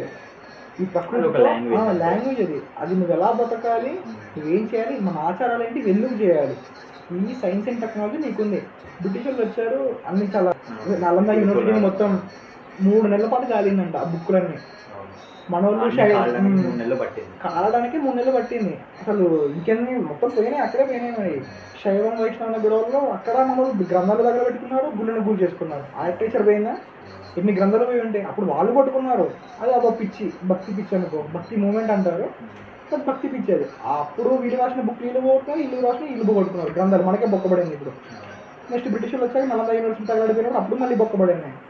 వాళ్ళు తీసుకెళ్లిన గ్రంథాలలో అధర్మం ఏదో ఉందంట. అధర్మం ఏదో అంటే ఇప్పుడు ఫ్యూచరిస్టిక్ ఏఏ గురించి కానీ లేదంటే అడ్వాన్స్ అండ్ టెక్నాలజీ మొత్తం అధర్మం ఏదో ఉంటుంది. ఇప్పుడు ఏది మరి ఇంకోటి వైమానిక శాస్త్రం అని అంటారు. అంటే కొన్ని వేల విమానాల మొత్తం మన డయాగ్రామ్స్ వేస్తాం చూడండి, ఎట్లా అంటే లైన్ డయాగ్రామ్స్ అంటారు. మా డయాగ్రామ్స్ మొత్తం అవన్నీ ఒక 1000-3000 వరకు ఆ బుక్ లో ఉన్నాయంట, అన్ని విమానాల టైప్స్ ఆఫ్ ఏరోప్లేన్స్. మరి మరి ఇప్పుడు ఏం లేదు, అలా అయిపోయింది మన పరిస్థితి. ఎలా అయిపోయిందంటే పంట పండించుకుంటున్నారు. ఇప్పుడు రైతులు ఎలా ఉన్నారు, పంట పండిస్తారు, మంచిగా కష్టం అసలు మస్తు చేస్తారు. ఆ పంట వాడు తినే మెతుకులు ఇన్నే ఉంటాయి, వాళ్ళు అమ్ముకోవడం నష్టాలు పోవడం తప్ప ఏం లేదు. బాగుపడేది వేరే వాడు బాగుపడతాడు తప్ప రైతు ఎలా అయితే ఉంటాడో మనం కూడా అన్నీ చేసుకున్నాం. రాశాడు మనలో కష్టపడి రాశాడు, చెమటోడ్చి రాశాడు, దాచుకుంటూ వచ్చి మనం నాశనం చేసుకున్నాం. అలా అయిపోయింది. సో సామెత ఉంటుంది చూడు, బూడిదలో పోసిన పన్నీరు వ్యర్థం అన్నట్టు. సో అలా అయిపోయింది మన పరిస్థితి. ఇప్పటికీ చాలా స్టఫ్ ఉంది, నాకు చాలా తక్కువ తెలుసు. నేను శివపురాణం ఒక్కటే కరెక్ట్గా ఫాలో అయ్యింది, చూసింది. నేను ఇప్పుడే స్టార్ట్ చేసా, దాంట్లోనే ఇన్ని ఉన్నాయి. దాంట్లో నా ఒక్క దాంట్లోనే 18 పురాణాలు ఉన్నాయి, ఆగమనాలు ఉన్నాయి, ఉపనిషత్తులు ఉన్నాయి, చాలా ఉన్నాయి. నాకన్నా చాలామంది చాలా విధాలుగా చదవచ్చు, ఒకరికి ఒక్కొక్క విధంగా అర్థమవుతూ ఉంటుంది. ఈ నాలెడ్జ్ని మనం డిస్ట్రిబ్యూట్ చేసుకొని చదువుకొని లేకపోతే నేర్చుకొని అందరికీ నాలెడ్జ్ షేర్ చేసుకొని చాలా ఉపయోగపడుతుంది. ఇప్పుడు నేను చెప్పే మాట చాలామందికి అర్థం కాకపోవచ్చు, తెలియకపోవచ్చు, తెలుసుకుంటారు. వేరే వాళ్ళు చెప్పినా నేను వినొచ్చు, నాకు అర్థం అవ్వచ్చు. ఒకప్పుడు మన టెంపుల్స్లో యూనివర్సిటీ ఎందుకన్నా అంటే అక్కడికి వచ్చి వేదాలు చదివిన వాళ్ళు వీళ్ళందరూ అటు ఇటు వచ్చేసి దూరం నుంచి వచ్చేసి చర్చలు జరుపుకునేవాళ్ళు ఒక టాపిక్ మీద. అటు పండితులు కూర్చునేవారు, ఇటు పండితులు కూర్చునేవారు, నాలెడ్జ్ని ట్రాన్స్ఫర్ చేసుకునేవారు, షేర్ చేసుకునేవాళ్ళు. ఒక సమస్య ఉందంటే దాన్ని ఇలా సాల్వ్ చేయాలి లేదంటే ఈ విధంగా ఇలా ఉన్నాయి. నాలెడ్జ్ షేరింగ్ ఎలా అయ్యేది వాక్తో, మాటలతో. ఇప్పుడు ఏమైపోయింది, మాటలు ఉన్నాయి, పనికిరాని మాటలు ఎక్కువ అయిపోయాయి. సో నాలెడ్జ్ని షేర్ చేసుకోవడం. ఇప్పుడు ఇంటర్నెట్ కూడా వచ్చింది, ఒకసారి నువ్వు కంటెంట్ చేసి పెట్టావంటే అది ఎప్పటికీ అలాగే ఉంటుంది. ఒకప్పుడు మన వాళ్ళు ఎలా అయితే రాశారో శిల్పాల మీద, ఇప్పుడు నీకు ఇంటర్నెట్. ఇది ఎప్పటివరకు నాకు తెలియదు ఇంటర్నెట్ అనేది. సో ఉంటుంది, ఇప్పుడు చాలా వరకే ఉండొచ్చు, ఇప్పుడు మేబీ అడ్వాన్స్ అవుతున్నాం కాబట్టి. సో నీ స్టఫ్ని, నీకు తెలిసిన నాలెడ్జ్ని, నువ్వు తెలుసుకోలేని నాలెడ్జ్ని ఎదుర్కోవచ్చు, నువ్వు చాలా విషయాలు తెలుసుకోవచ్చు. దాన్ని బట్టి మనం ఇప్పటికైనా కరెక్ట్ బతుకు చాలు. సనాతన ధర్మం అంటే ఇది పర్టికులర్ ఒక మతానికి సంబంధించిన అయితే కాదు, అందరికీ అప్లై అవుద్ది. ఓకే, ఇప్పుడు సనాతన ధర్మం అంటే మనం మ్యాక్సిమం చేసేది ఏంటంటే హిందువుల వరకే పరిమితం అని అంటారు కదా. ఇప్పుడు క్రిస్టియన్స్ అయినా ముస్లిమ్స్ అయినా వాళ్ళకంటూ ఖురాన్ ఉంది, మళ్ళీ బైబిల్ ఉంది క్రిస్టియన్స్కి, మనకి భగవద్గీత. అంటే ఎవరి వాళ్ళే ఫాలో అవ్వాలి అని అంటారు. ఇప్పుడు ఈ సనాతన ధర్మం అనే మాట మాత్రం అందరూ ఫాలో అవ్వచ్చా, లేకపోతే మన హిందువులకే పరిమితమా? సింపుల్ చెప్పాలంటే భగవద్గీత అని, ఖురాన్, బైబుల్ ఇవన్నీ ఉన్నాయి. ఇవన్నీ ఏం చెప్తే గ్రంథాలు. నీ మెంటల్ పీస్. భగవద్గీతకి వచ్చేది నీ మెంటల్ పీస్ ఉంటుంది అంటే నువ్వు బాగా డిస్టర్బ్ అవ్వకు, ఒకదానికి స్టిక్ అయి ఉండదు. కృష్ణుడు అన్నాడు కదా, నువ్వు ఏ రూపంలో కొలిచినా నేనే ఉంటా, అది ఎవరైనా ప్రతి అణువులో ప్రతి అణువులో నేనే ఉంటా. సో క్రిస్టియన్తో ప్రాబ్లం లేదు, ముస్లింతో ప్రాబ్లం లేదు. సనాతన ధర్మం అంటే అదొక టైటిల్ కాదు, దానికి జస్టిఫికేషన్లో మనం ఏది చెప్పాల్సిన అవసరం లేదు. ఇట్స్ ది వే అనమాట. It's only the way to live your life better. నువ్వు కరెక్ట్గా నువ్వు పుట్టినప్పుడు నుంచి వచ్చే వరకు ఒక మంచి లైఫ్ కావాలి, మంచిగా బతకాలంటే ఇవి తెలుసుకో ఫస్ట్. ఈ ధర్మంలో, సనాతన ధర్మంలో ఇవన్నీ తెలుసుకో. ఈ సనాతన ధర్మంలో ఏదైతే ఉన్నాయో అవి తెలుసుకొని పాటించు చాలు. గుడ్డిగా పాటించినా పర్లేదు, గుడ్డిగా పాటించినా చాలా గొప్పగా ఫాలో బతకాలి. అవ్వడం మాత్రం ఫాలో అవడం ఇంపార్టెంట్. నువ్వు తెలిసి ఫాలో అవ్వు. నీకు తెలిసి ఫాలో అయితే సైన్స్ అండ్ టెక్నాలజీలో ఇంత గొప్పగా ఉందంటావో నువ్వే ఆశ్చర్యపడదు. తెలియకుండా పాటించిన గొప్ప ఆచారం నువ్వు పాటించిన ఫీలింగ్ నీకు వచ్చింది. నమ్మిన నమ్మకపోయినా ఇదే నిజం. ఓకే, ఇప్పటి వరకు చాలా అంటే ప్రతి టాపిక్ని జస్ట్ అలా టచ్ చేసుకుంటూ వెళ్ళాం. నెక్స్ట్ వచ్చే అప్కమింగ్ వీడియోస్లో ఎవ్రీ టాపిక్ మీద ఇన్ డీటెయిల్గా చాలా డెప్త్గా వెళ్దామని నేను ఫీల్ అవుతున్నా. మీరు ఓకే అంటే మనం దీన్ని ఇట్లనే కంటిన్యూ చేయొచ్చు. ఇప్పుడు నేనైతే ఒకటే చెప్తా. ఇంకోటి ఏమంటే చాలా మందికి ఒక డౌట్ ఉంటుంది, అసలు దేవుడు ఉన్నాడా లేడా, అసలు ఏంటి కాన్సెప్ట్. ఎవరైనా పర్లేదు, క్రిస్టియన్ అయినా ముస్లిం అయినా ఎవరైనా. నేనేమంటా అంటే నీకు ఒక గైడెన్స్ ఇచ్చారు, ఈ సనాతన ధర్మం అయినా ఏదైనా. ఇది కరెక్ట్గా నువ్వు ఫాలో అయితే దేవుడు అవసరం నీకు రాదు. దేవుడు పని ఏంటి నీకు? దేవుడితో నీకు పని ఏంటి? దేవుడు ఉండలేడని ఎవరు అడిగినా ఒకటే ఆన్సర్, నీకు దేవుడితో పని ఏంటి? నీకు దేవుడితో పని ఏంటి? అసలు నీకు అవసరమే లేదు. దేవుడితో అవసరం లేవు, నువ్వు బతకచ్చు హ్యాపీగా, బతుకు అంతే. నమ్మి పాటించా, నమ్మకుండా పాటించినా ఇవి పాటించా అంతే, గొప్పగా బతుకు. Okay, thank you for this wonderful memory. జై శ్రీరామ్. Thank you. సర్వం శివం జగత్. ये तीर्थानि प्रचरन्ति सुखावन्तानि